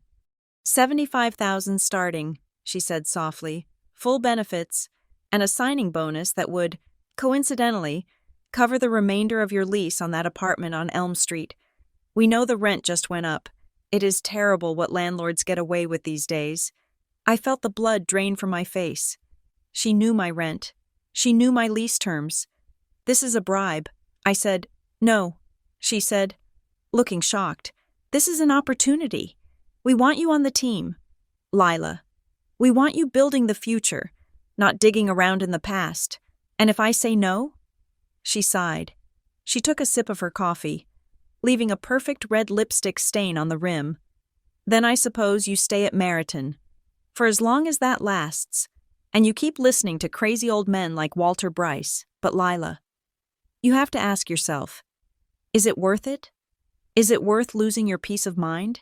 Your security? Your mother's peace of mind?" She mentioned my mother. I felt a cold rage settle in my chest. It was a clarifying sensation. It burned away the fear and left only focus. I picked up the folder. I looked at it. "It is a generous offer," I said, keeping my voice steady. "I will have to think about it." "Take your time," she said, beaming, "but not too much time. The position starts next week." She stood up. She reached out and patted my hand. Her skin was soft, but her grip was firm. "Be smart, Lila. Your father made his choices. You can make better ones." She walked out of the cafe, her heels clicking on the hardwood floor. I waited until she was gone. Then I grabbed my purse and walked out to my car. I got in, locked the doors, and drove 2 blocks to a side street. I pulled over, and then I fell apart. I shook so hard my teeth chattered. I gripped the steering wheel, gasping for air. The violation felt physical. They had been inside my life. They knew my coffee order. They knew my rent. They knew my mother. I was a project manager. I managed variables. But I couldn't manage this. This wasn't a project, it was a cage. And the bars were made of money and polite smiles. I played back the recording on my phone. Tamsin's voice filled the car. "We know the rent just went up." I wiped my face. I looked at myself in the rearview mirror. My eyes were red, but they were dry. I had the recording. It wasn't a confession, but it was leverage. It proved they were trying to buy me. I started the car. I went to Ainsley's office that evening. The lights were off in the front, but her office lamp was on. She listened to the recording. She didn't say a word until it was finished. "She is good," Ainsley said. "She never explicitly threatened you. She never admitted to anything criminal. She just offered you a job." In court, she would say she was being a mentor. But the subtext. I said, "Juries do not always hear subtext." Ainsley said, "But we know. And now we know they are scared. They wouldn't offer you 75 grand if they weren't terrified of what you might find." She turned her computer monitor toward me. "While you were having coffee with the shark, I was looking at the board of the Briar Glen Civic Trust again. I started cross-referencing names with your father's death certificate." She clicked a file. "Dr. Silas Wren," she said. "He is a general practitioner, highly respected. He sits on the board of the Civic Trust. He has been there for 10 years. I looked at the screen. A photo of a kindly-looking older man with silver hair. "So?" I asked. "Look at the signature on the medical examiner's review," Ainsley said. She pulled up a scanned copy of my father's death certificate. The primary cause of death was certified by the county coroner. But in cases of accidental death involving city infrastructure, like a road, there is often a secondary review signed off by an independent physician to rule out medical episodes, like a heart attack or stroke, that could have caused the crash. She pointed to the bottom line, reviewed by Silas Wren, M.D. I stared at the signature. He signed off on it. I whispered. A board member of the Civic Trust signed off on the death of the man who was investigating the Civic Trust. Conflict of interest. Ainsley said, "It is not illegal for a doctor to be on a board, but he should have recused himself by signing that paper." He validated the accident narrative. He ensured there would be no autopsy, no toxicology, no further questions. He buried it. I said, "He smoothed the dirt." Ainsley corrected, "We need that box." I said, "We need to know what Dad found." Ainsley nodded. "The hearing is set for tomorrow morning, 9 o'clock. If the judge grants the order, we go straight to the bank." I couldn't wait for the bank. I needed to know more now. I thought about the storage unit, the file cabinet, the locked drawers, Ronan had said. If there is a bolt inside, you are on your own. I didn't have a key, but I had rage, and I had a cordless drill I had bought to hang shelves in my apartment. I called Ronan. He didn't answer. I texted him, "I'm coming back. I need 5 minutes. I will bring the tools." He replied 3 minutes later. "Midnight. Same gate?" It was raining again. It seemed to always be raining in this part of the story. I met Ronan at the back gate. He looked nervous. He kept checking the alley. "You are pushing your luck." "Lila," he muttered as he led me back to Unit 19D. "I know." I said. I was wearing dark clothes and carrying a heavy canvas bag. We got to the unit.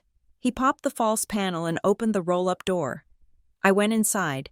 The file cabinet was still there, bolted to the floor, mocking me. I pulled out the drill.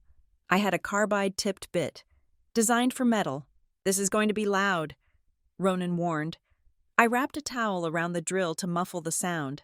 I positioned the bit against the lock cylinder of the top drawer. I squeezed the trigger. The sound was a high-pitched whine that set my teeth on edge. Metal shavings curled up like silver worms. The drill bucked in my hand. I pushed harder, leaning my weight into it. "Come on!" I gritted out. The lock clicked. The cylinder spun freely. I pulled the drawer open. It wasn't full of files. It was full of chaos. There were loose papers everywhere. Handwritten notes on napkins, maps with red circles, and in the front, a small cardboard box. I grabbed the box. I grabbed handfuls of the papers. "Hurry up," Ronan hissed from the door. I checked the bottom drawer. It was empty except for a single, heavy object wrapped in a cloth. I unwrapped it. It was a hard drive, an external USB drive, old and bulky. I shoved it all into my bag. I stood up. I looked around the unit one last time to make sure I hadn't left anything. Taped to the inside of the top drawer was a folded piece of paper. I pulled it loose. It wasn't a document. It was a letter. Handwritten. No date. "Leela, if you are reading this, I misjudged what they would do. I thought I was playing a game of chess. I didn't realize they were playing with fire. The drive has the scans, but the video is the key. Watch the video, and forgive your mother. She doesn't know the whole story. I kept her in the dark to keep her clean. I love you. Bug, count the cracks. Keep walking." I felt the tears prick my eyes. Hot and sudden. "Count the cracks." "Lila," Ronan whispered. I shoved the letter in my pocket. I grabbed the bag. We locked the unit. We reset the panel. I slipped out the back gate and didn't look back. I went to my mother's house. I couldn't go to my apartment. I didn't feel safe there anymore. Marianne was awake. She was sitting in the kitchen, staring at the dark window. "Lila?" she asked as I walked in. Dripping wet, carrying a bag of stolen secrets. I sat down at the table. I pulled out the laptop, my father's old laptop. I plugged in the USB drive. A folder popped up, BGCT_evidence. I clicked it. Hundreds of files. Scanned invoices from North Pine Security, meeting minutes, and one video file, MOV_001.avi. I clicked play. The video was grainy. It looked like it had been taken with a hidden camera, maybe a phone in a pocket or a lapel pin. The angle was low. Looking up, it was a hallway. I recognized the marble floor. City Hall. 2 men were standing in the frame. One was my father. He was wearing his blue suit, the one he wore for big presentations. He looked angry. His face was flushed. The other man was turned away from the camera, but I could see his profile. He was tall, wearing a tan coat. "Evan, be reasonable," the man said. His voice was smooth, cultured. "This is how cities get built. You break a few eggs. These aren't eggs." "Silas," my father's voice said. It was clear, sharp. "These are families. You are designating the entire Cordell district as blighted based on a study that you commissioned from a shell company. It is for the greater good." The man, Dr. Silas Wren, said, "Revitalization brings jobs. It brings safety. It brings Hearthwell." My father spat back. "You are using the civic trust to launder their land grabs. You don't get to buy a city with a non-profit mask. You are an advisor." "Evan," Wren said, his voice dropping, "your job is to advise, not to obstruct. Think about your future. Think about Marianne. Are you threatening me?" "I am diagnosing the situation." Wren said, "You are standing in front of a train. Evan, step off the tracks." The video ended. The silence in the kitchen was absolute. My mother was standing behind me. Her hand was over her mouth. It was Silas. She whispered, "You knew him?" I asked. "He was our doctor." She said, "He delivered you. Lila. He gave you your vaccinations. We had dinner at his house." She sank into the chair next to me. Evan told me he was arguing with someone on the board. She said, "He never said it was Silas. He just said, he said he was worried that the project would hurt people." "What project?" I asked. "The blight designations," she said. She looked at the papers I had pulled from the bag. She picked up a map. Evan explained it to me once. She said, "If the city designates an area as blighted, they can use eminent domain to seize the property. They pay the owners a fraction of the market value. Then they sell the land to a developer, to Hearthwell, for $1. She traced the red circle on the map. "This is the neighborhood around the bus station." She said, "Cinder Row, the diner, all of it. They wanted to knock it all down." "And Dad stopped them?" "He tried." She said, "He was going to expose the fraudulent study. If he had done that, the blight designation would have been illegal.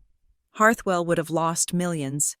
I looked at the screen, at my father's face, frozen in a pixelated grimace of righteous anger.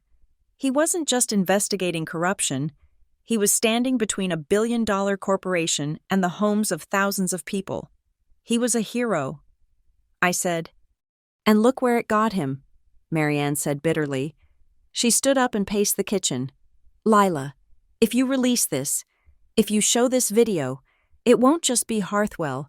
It will be Dr. Wren. It will be the city council. It will be half the people we know. I don't care." I said, "You should," she cried. "These are powerful people. They destroyed your father. What do you think they will do to you?" "They already tried." I said, "I told her about Tamsin, about the job offer, about the threat." Marianne went pale. "We have to give it to them," she said. "Give them the drive. Take the money. Go away. Please, Leela. I cannot lose you too." I looked at her. I saw the terror in her eyes. It was the same terror that had kept her silent for 8 years. "I cannot do that. Mom," I said gently, "if I do that, then he died for nothing." I packed up the laptop. I put the drive in my pocket. "I am going home," I said. "I need to get ready for the hearing tomorrow." I drove back to my apartment. I felt heavy, burdened by the truth. I walked up the stairs to my unit. I reached for my keys. Then I stopped. My door was unlocked. I knew I had locked it. I always locked it. I pushed the door open with my foot. The apartment was dark. "Hello?" I called out. Silence. I reached inside and flipped the light switch. The apartment hadn't been ransacked. The TV was still there. My laptop was on the desk. My jewelry was on the dresser. But something was wrong. I walked into the living room. On the coffee table, right in the center, was the framed photo of my father that I kept on the bookshelf. It was lying face down. I picked it up. The glass wasn't broken. The photo wasn't torn. But on the back, taped to the velvet stand, was a single, small object, a bus ticket, a ticket for the Briar Glen Transit Authority. Destination. End of line. I stared at it. They hadn't stolen anything. They hadn't broken anything. They had just come in, touched the one thing that mattered to me, and left a message. We can get to you anywhere, anytime. I sat down on the sofa, clutching the photo frame. I didn't scream. I didn't cry. I looked at the face-down photo. They wanted me to be afraid. They wanted me to fold. I turned the photo over. My father smiled back at me. I stood up. I went to the door and locked the deadbolt. I wedged a chair under the handle. I wasn't going to fold. I was going to the hearing, and I was going to burn them down. The zipper of my suitcase sounded like a scream in the quiet apartment. I packed methodically. 3 work blouses, 2 pairs of trousers, my laptop, and the heavy canvas bag containing the evidence from Cinder Row. I didn't pack everything. I packed like a soldier moving to a new front line. I left the chair wedged under the door handle. I left the lights on. I wanted whoever was watching to think I was still there, huddled in fear. But I was done hiding in a place that had already been breached. I drove to my mother's house in the rain. The streets of Briar Glen were slick and black. Reflecting the neon signs of the strip malls and the gas stations, every set of headlights in my rearview mirror made my muscles coil. But I forced myself to drive the speed limit. When I pulled into my mother's driveway, the porch light was on. It wasn't the welcoming beacon it used to be. It was a searchlight. Marianne met me at the door. She didn't hug me. She looked at the bag in my hand, then at my face. She saw the change in me. The daughter who used to come over for Sunday roast and laundry was gone. In her place was a woman who had broken into a storage unit and stolen a hard drive. I made up the guest room, she said quietly. I can sleep on the couch. I said, you will sleep in a bed, she said. If we are going to fight them, we need to sleep. The house felt different that night. For years, this place had been a museum of my father's memory, carefully curated by my mother to exclude the painful parts. Now, the air was heavy with the truth we had both been ignoring. We moved around each other like strangers who shared a tragedy. We sat in the kitchen drinking tea. The silence wasn't comfortable, but it was honest. I am sorry I lied to you, she said, staring into her mug, about the box, about Silas. I know. I said, you were trying to protect me. I was trying to protect myself. She corrected. I convinced myself that if I didn't know the specifics, I couldn't get hurt. But ignorance is not a shield. Lila, it is just a blindfold. She reached out and touched my hand. Her fingers were rough from gardening, but her grip was steady. You are going to the hearing, aren't you? Yes. Then you stay here. No more going back to the apartment. If they want to find you, they can come through me. I looked at her. She looked small in her quilted robe, but her eyes were hard. She was the widow of Evan Hayes, and she was done trembling. The next morning, the war moved from the shadows to the paper. I met Ainsley Park at her office at 8 o'clock. The bakery downstairs was baking cinnamon rolls, the sweet scent clashing with the tension in the room. Ainsley looked tired. She was holding a piece of heavy, cream-colored stationery. Courier dropped this off 20 minutes ago, she said. She slid it across the desk. The letterhead was embossed. Bexley and Dorn, counselors at law. I knew the name. They were the biggest firm in the state. They represented the banks, the insurance giants, and, of course, Harthwell Property Solutions.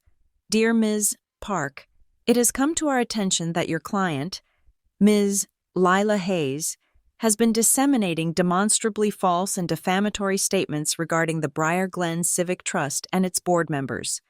These fabrications, which appear to be motivated by personal grief rather than factual basis, are causing irreparable harm to the reputation of a vital community organization. Be advised that any public repetition of these falsehoods, specifically regarding the financial conduct of the trust or its relationship with private vendors, will be met with immediate legal action, including but not limited to injunctive relief and seeking of damages for libel. I looked up. They are threatening to sue us. Ainsley smiled. It was a grim, satisfied smile. It means we are right over the target, she said. Lawyers like Bexley and Dorn do not send cease and desist letters to nuisance complaints. They ignore them. They only send paper like this when they are terrified of what is coming next. They are trying to scare me out of the hearing. I said, exactly. They want you to think that if you open your mouth, you will lose everything. I put the letter down. Can they stop me?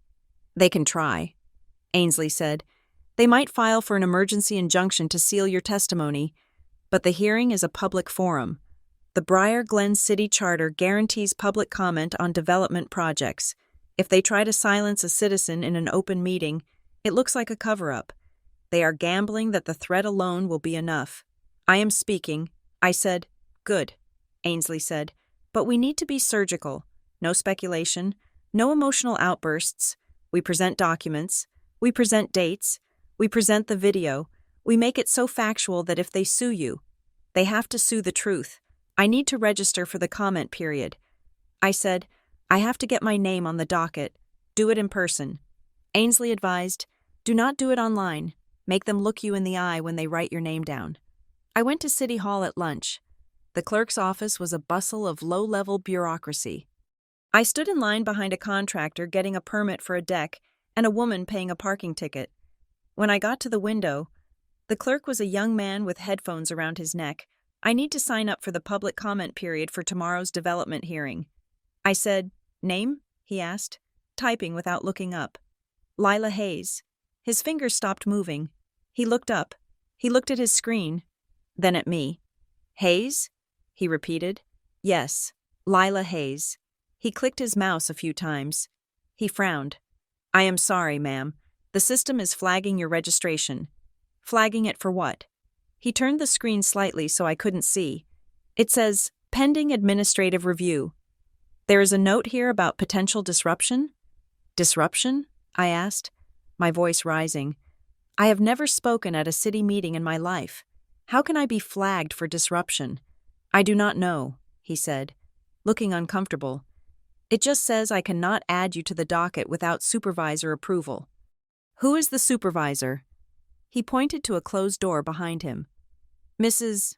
Gable, but she is at lunch. I will wait. I said, I sat on a wooden bench in the hallway for an hour. I watched the clock tick. This was the soft power Tamsin Rourke had warned me about. They didn't have to ban me.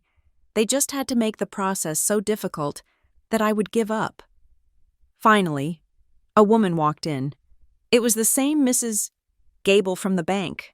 I stood up. Mrs. Gable? She stopped. She recognized me immediately. Her face tightened. Ms. Hayes, she said, I thought we discussed the safety deposit box at the branch. This is the city clerk's office. I am here to register for the hearing. I said, your staff says I am flagged as disruptive. She sighed, clutching her purse. We have had reports. Lila, people say you have been harassing city vendors, harassing nonprofit board members. We have a duty to maintain decorum in the chamber. I have been asking questions. I said, is asking questions disruptive? It can be, she said coldly. I took a step closer. I didn't shout. I used my project manager voice, the one that cut through excuses in a boardroom. Mrs. Gable, the city charter, Section 4, Paragraph 2, states that any resident of Briar Glen has the right to speak on development issues affecting their district. I live in District 4. I pay taxes in District 4. If you refuse to put my name on that list, I will have my attorney, Ainsley Park, file a writ of mandamus by 3 o'clock this afternoon, forcing you to do your job, and I will make sure the press knows that the city clerk is pre-screening citizens based on their last name. She stared at me.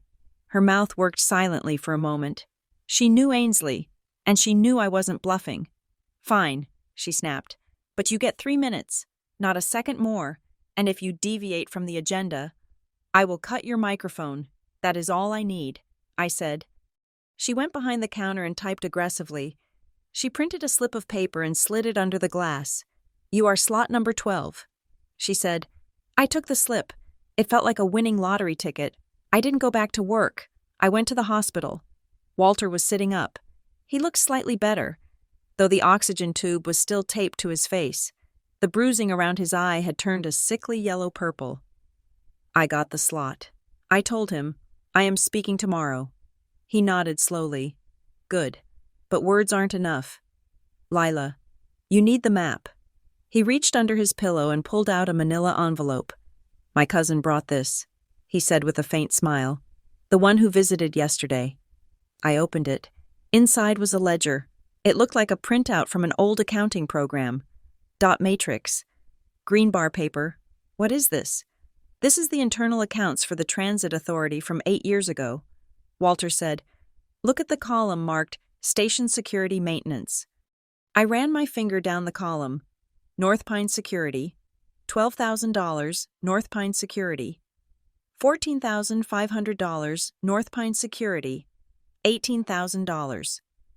The payments were monthly, and they were huge. Now look at the subcontractor code. Walter said. Next to each payment was a code. Sub Fee 88. I flipped to the back of the ledger where the vendor codes were listed. Sub V88. Kiosk Data Management Services. That is the company that runs the ticket machines. Walter said. The ones that are always broken. The ones with the cameras. I looked at the address for Kiosk Data Management Services. It was a P.O. box in Delaware. It is a shell, Walter said. North Pine owns it. They bill the city for security upgrades, funnel the money into the kiosk company, and then the kiosk company donates to the Civic Trust. I finished. Exactly. But there is one more thing. Look at the technical partners. He pointed to a small footnote at the bottom of the vendor page. Data integration provided by Meriton Systems Group.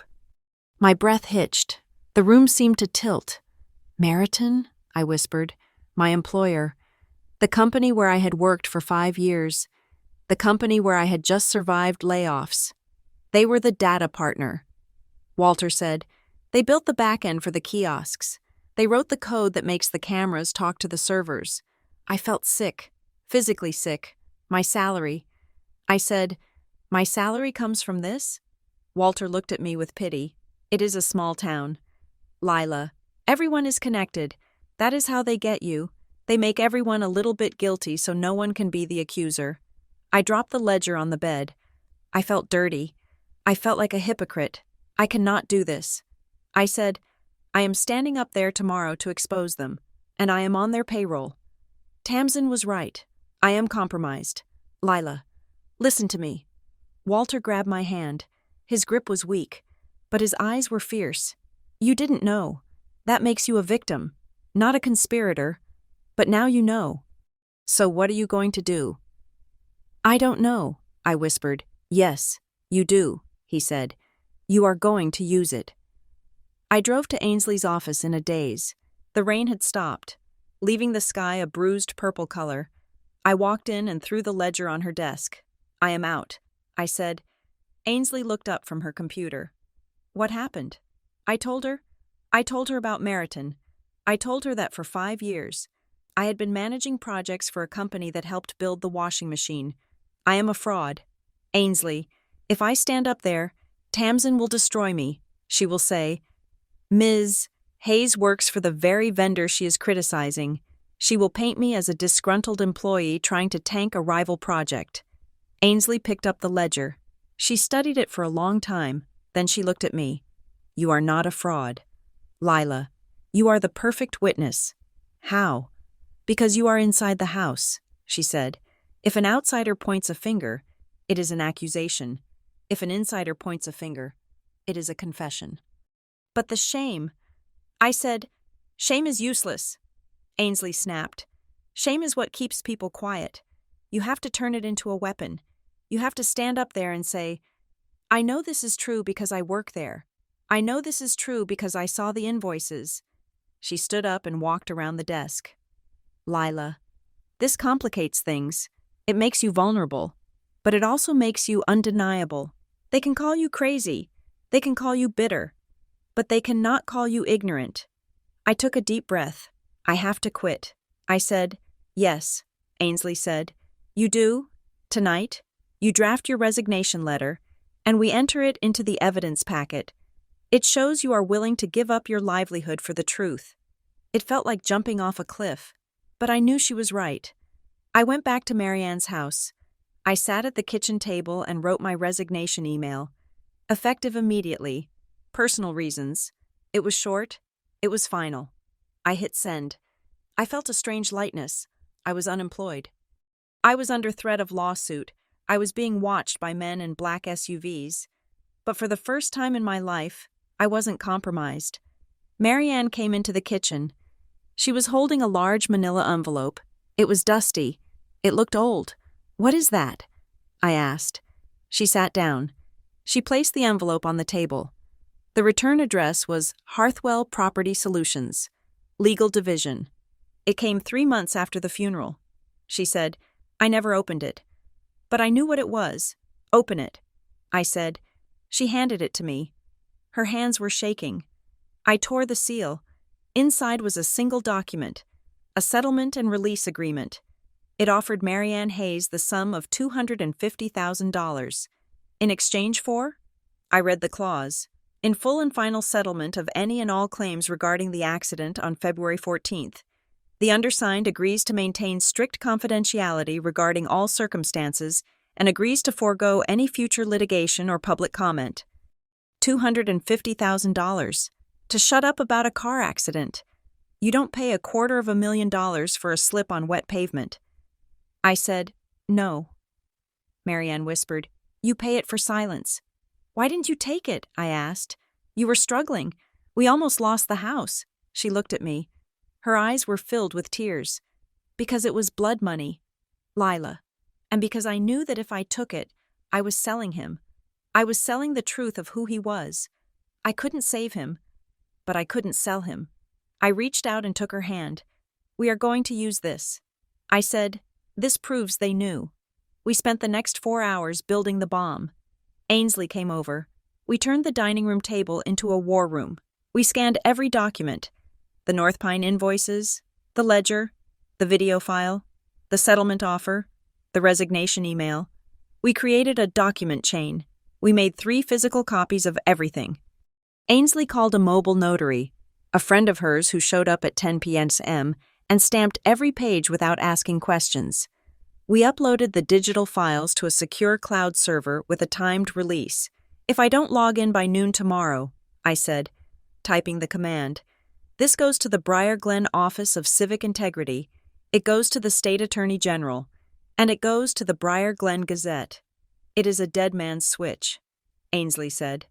"Exactly." I said, "Even if they stop me from speaking, even if they arrest me, the truth gets out." By midnight, we were done. The packets were sealed. One for Ainsley, one for me, one for the mail. I was exhausted. My eyes burned. "I'm going to check the car." I said, "Just habit." I walked out to the driveway. The rain had finally stopped. Leaving the air cold and crisp, the streetlights reflected in the puddles. My car was parked under the oak tree. I walked toward it. I stopped. The car was sitting too low. It looked slumped. I ran to it.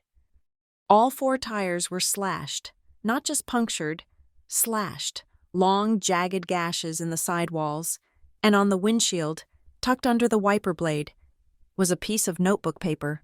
I pulled it out. The handwriting was jagged, aggressive. "Speak tomorrow and your mother will relive it." I stared at the note. Relive it. Relive the accident. Relive the loss. They weren't threatening to sue me anymore. They weren't offering me a job. They were threatening to kill my mother. I looked back at the house. Marianne was in the kitchen, washing mugs. She looked so fragile in the warm yellow light. I couldn't do it. I crumbled the note in my hand. I couldn't risk her. It was one thing to risk my career, my reputation, but her life?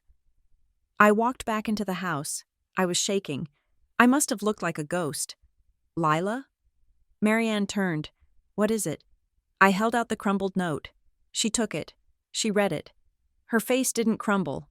She didn't cry. She went very still. "They slashed the tires," I said, my voice breaking. "Mom, they are going to hurt you. I cannot do this. I am calling Ainsley. We are pulling the packet."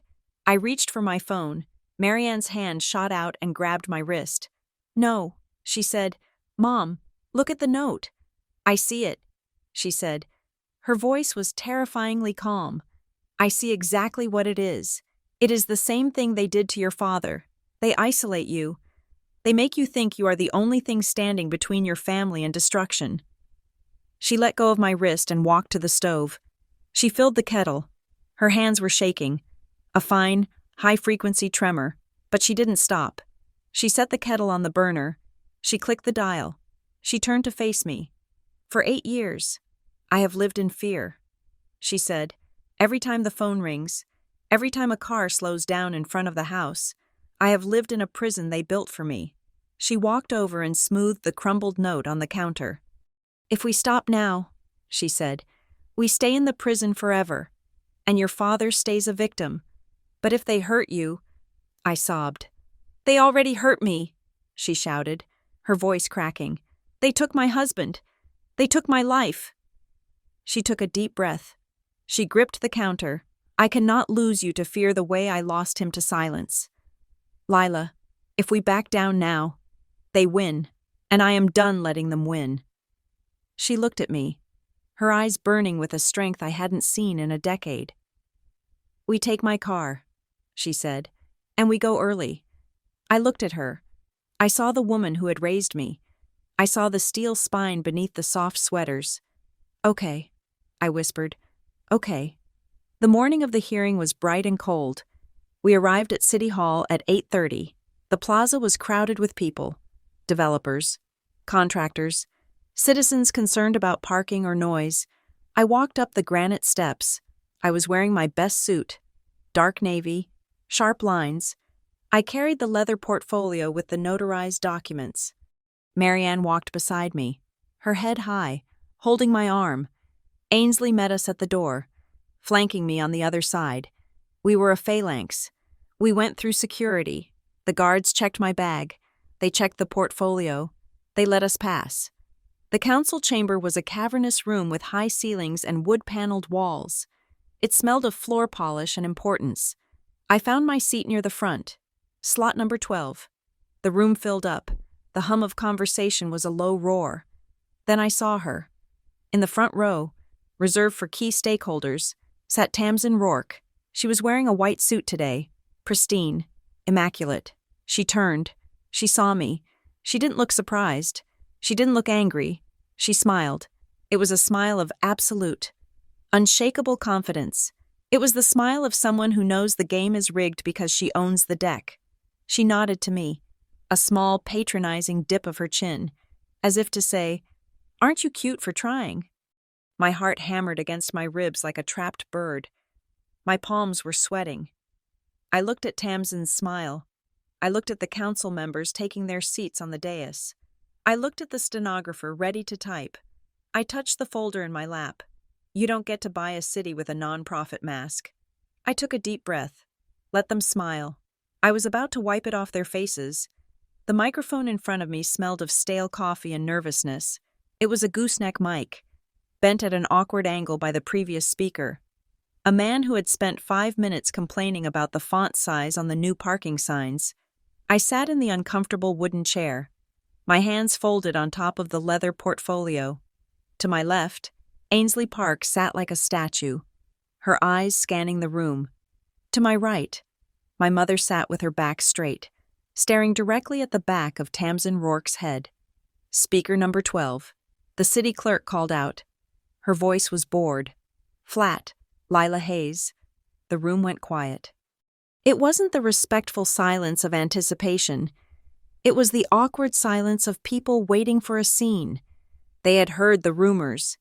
They knew I was the disruptive woman, the daughter of the accident victim, the one who had been flagged. I stood up. I adjusted the microphone. I looked at the 5 council members sitting on the raised dais. They looked down at me with a mixture of annoyance and pity. I did not start with a story. I did not start with tears. My name is Lila Hayes, I said. My voice was steady, amplified through the chamber speakers. I am a project manager, in my line of work.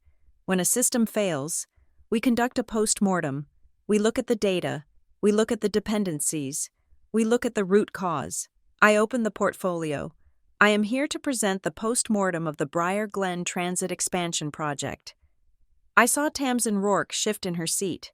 She whispered something to the man next to her, a sharp-suited lawyer from Bexley and Dorn. I picked up the first document. In 2018, the Briar Glen Transit Authority authorized a series of security upgrades for the central station.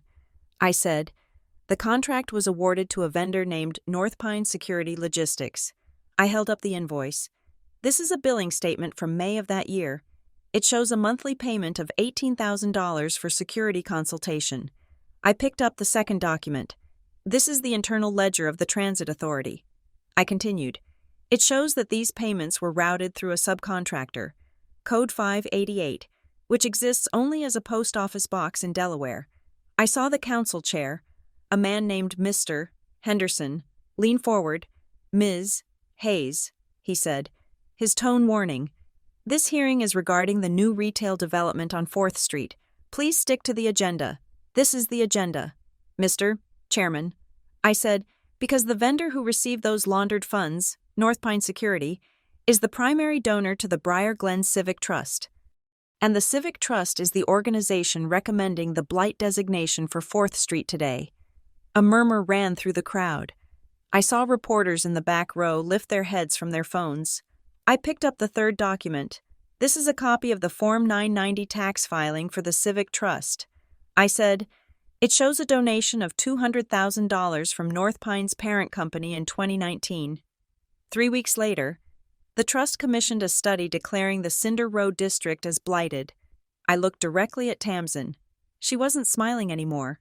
She was staring at me with cold, reptilian stillness. The pattern is a closed loop. I said, public money leaves the transit authority. It is washed through a security vendor. It is donated to a nonprofit. And that nonprofit uses the money to lobby for zoning changes that benefit one specific developer, Hearthwell Property Solutions. Objection, the lawyer next to Tamsin shouted, jumping to his feet. Mr. Chairman, this is slander. This is a public meeting, not a court of law. Ms. Hayes is making wild, unsubstantiated accusations against private citizens. I am not making accusations, I said, my voice cutting through his. I am citing invoices. Your time is expiring. Ms. Hayes, Chairman Henderson said quickly, you have 30 seconds. I didn't speed up. I slowed down. I reached into the portfolio and pulled out the USB drive. Ainsley had already connected her laptop to the projector system. I have one more piece of data, I said. Ainsley hit the spacebar. The audio filled the chamber. It was scratchy, hollow, echoing off the marble floors of the recording. But the voices were unmistakable. You do not get to buy a city with a non-profit mask. My father's voice, clear, angry, alive. Then the other voice, smooth, cultured. You are standing in front of a train. Evan, step off the tracks. The room went deadly silent. The kind of silence that feels like a vacuum, sucking the air out of your lungs. I looked at the screen. We had projected the transcript of the audio, along with the date of the recording, February 12th, 2 days before the accident. This recording was made inside this building. I said into the silence, the man speaking to my father is a board member of the Civic Trust. 2 days later, my father was dead, and the investigation into his death was reviewed and signed off by that same board member. I pointed to the screen where Ainsley projected the death certificate next to the transcript. Reviewed by Silas Wren, M.D., Pandemonium. It started as a low buzz and erupted into a roar. People stood up. A woman in the back shouted, "Shame!" Reporters were rushing toward the aisle. Chairman Henderson was banging his gavel, a hollow, wooden sound that was completely drowned out by the noise of the crowd. "Order! Order in the chamber!" Tamsin Rourke stood up. She walked to the podium, effectively shoving me aside. She grabbed the microphone. "Mr. Chairman, please," she said. Her voice was calm, but it was pitched high, a performance of reasonable concern. We all sympathize with Ms. Hayes. Losing a parent is a tragedy, but grief makes us see patterns where there are none. This is a conspiracy theory constructed by a heartbroken young woman who needs someone to blame. She turned to the crowd, opening her hands in a gesture of pleading. We are talking about respected community leaders here. Dr. Wren? He has served this city for 40 years. To suggest he is part of some murder plot? It is insulting. It is unhinged.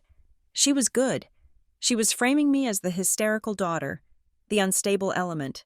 I stepped back to the mic. I didn't push her. I just leaned in. If it is a theory, I said, then why did your legal team send me a settlement offer for $250,000 to stay silent? I held up the envelope. The one Marianne had kept sealed for 8 years.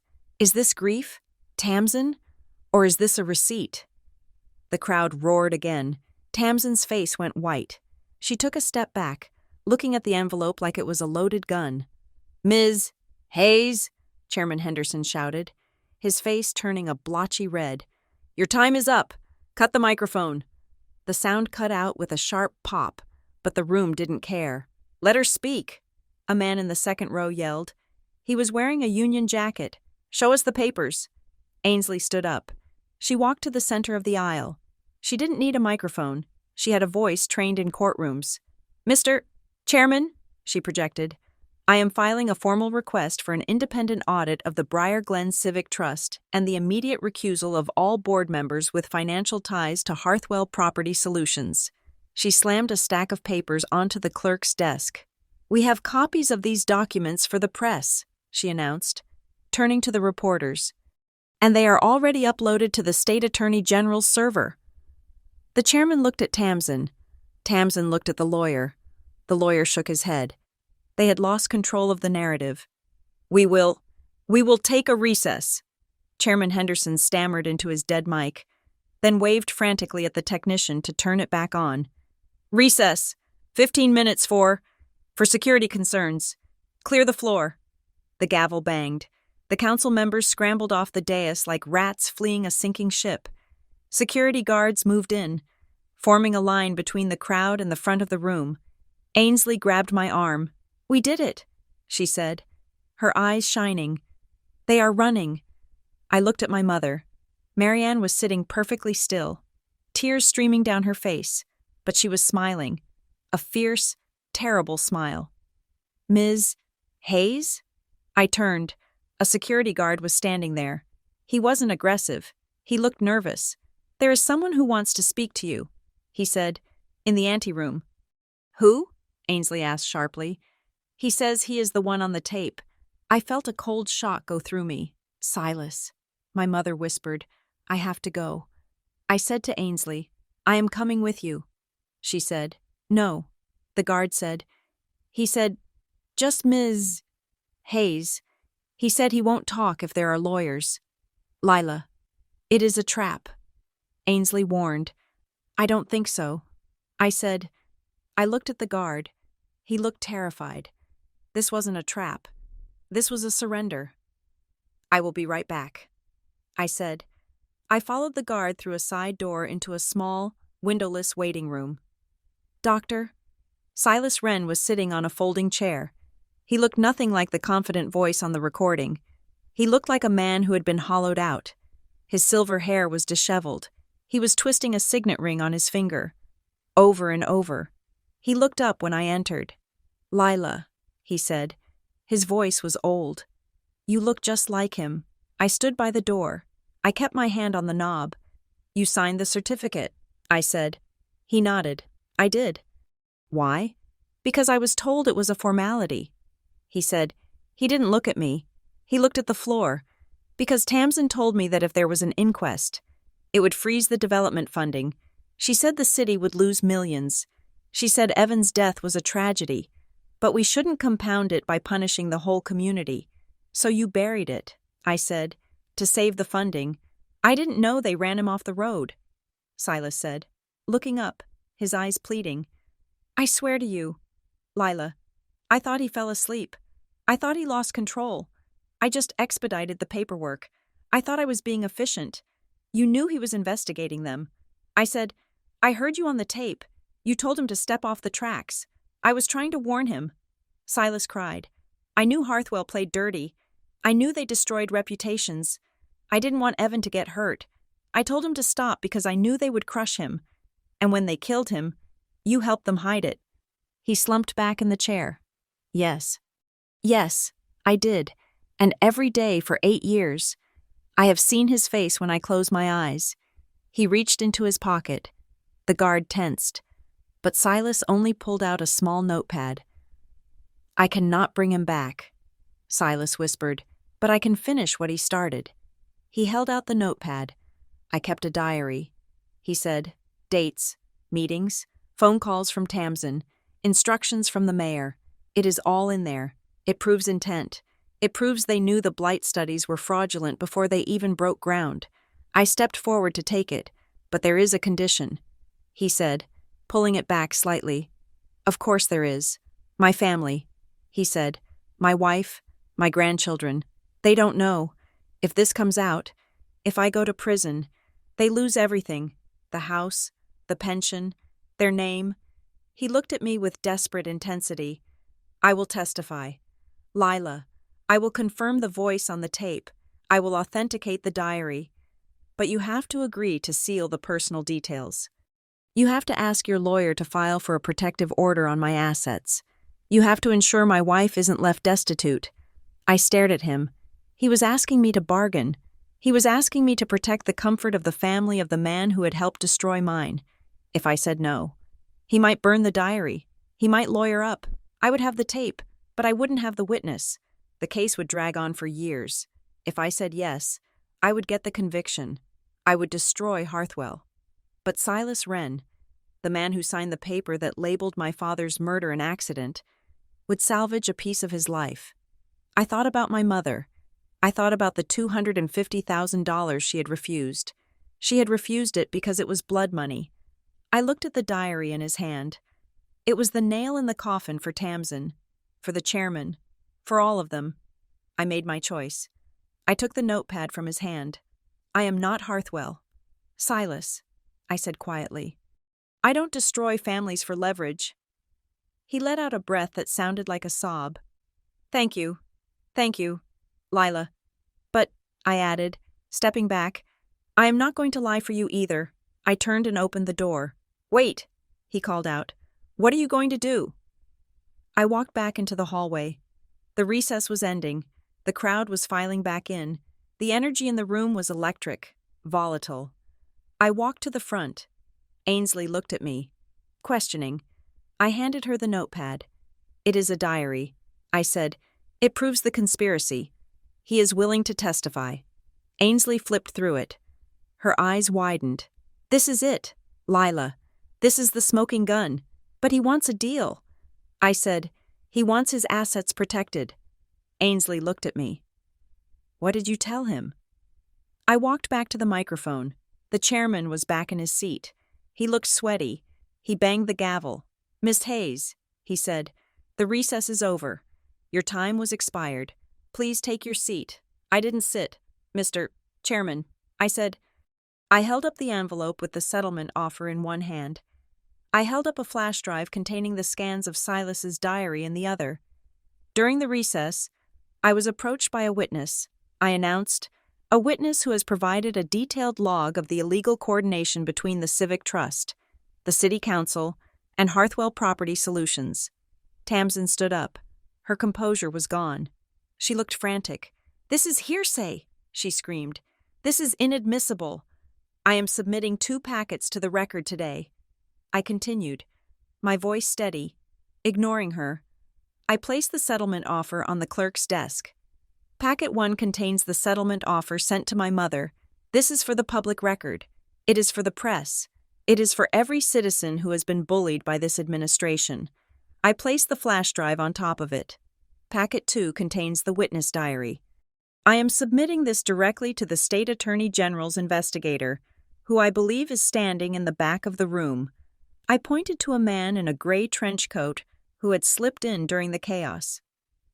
Ainsley had called him. I am not asking for a deal. Mr. Chairman, I said, and I'm not asking for your permission.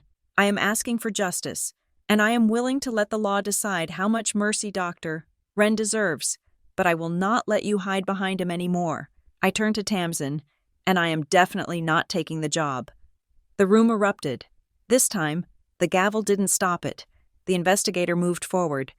Flashing a badge, he walked straight to the clerk's desk and secured the evidence. Reporters swarmed Tamsin Rourke, cameras flashing in her face, capturing the moment her mask finally shattered into pure, unadulterated fear. I felt a hand on my shoulder. It was Marianne. She wasn't looking at Tamsin. She was looking at the empty space where my father used to stand. "We did it, Evan," she whispered. I looked around the chaotic room. No one was in handcuffs yet. That would come later. There would be months of depositions, trials, appeals. Tamsin would hire expensive lawyers. Harthwell would try to rebrand. It wasn't a neat ending, but the silence was broken. The washing machine was unplugged. I looked at the counsel chair. He was shouting into his phone, ignoring the meeting. The development vote was dead. The blight designation was dead. I packed up my portfolio. "Let us go home." "Mom," I said. We walked out of City Hall into the blinding afternoon sun. The steps were crowded with people, but they parted for us. I felt the adrenaline crashing, leaving me shaking and lightheaded. At the bottom of the steps, sitting on a concrete bench near the fountain, was a figure I knew, Walter Bryce. He wasn't wearing hospital clothes.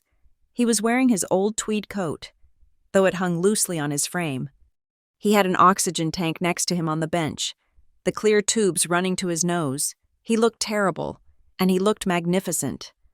"Walter," I said, hurrying down the steps, "you should be in bed." He waved a dismissive hand. I watched it on the live stream. He wheezed. His voice was thin, but his eyes were dancing. I wouldn't have missed that for the world. "You escaped?" I asked. "Discharged myself against medical advice." He said, "I figured, if you were going to burn the city down, I wanted to warm my hands on the fire." He looked up at me. He looked at Marianne. He nodded to her. A silent apology, a silent forgiveness.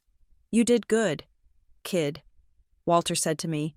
"You didn't just rattle the cage. You took the door off the hinges. They are going to fight back." I said, "Tamsin isn't done." "I know," Walter said. He reached into his pocket. "That is why you need this." He pulled out a small, brass key. It had a white tag on it. Written on the tag in fading ink was 19D. I stared at it. "You said the unit was empty." I said, "You said Ronan let us in with a master key." "This isn't for the storage unit," Walter said. I took the key. It was heavy. "Unit 19D wasn't just a storage locker," Walter whispered.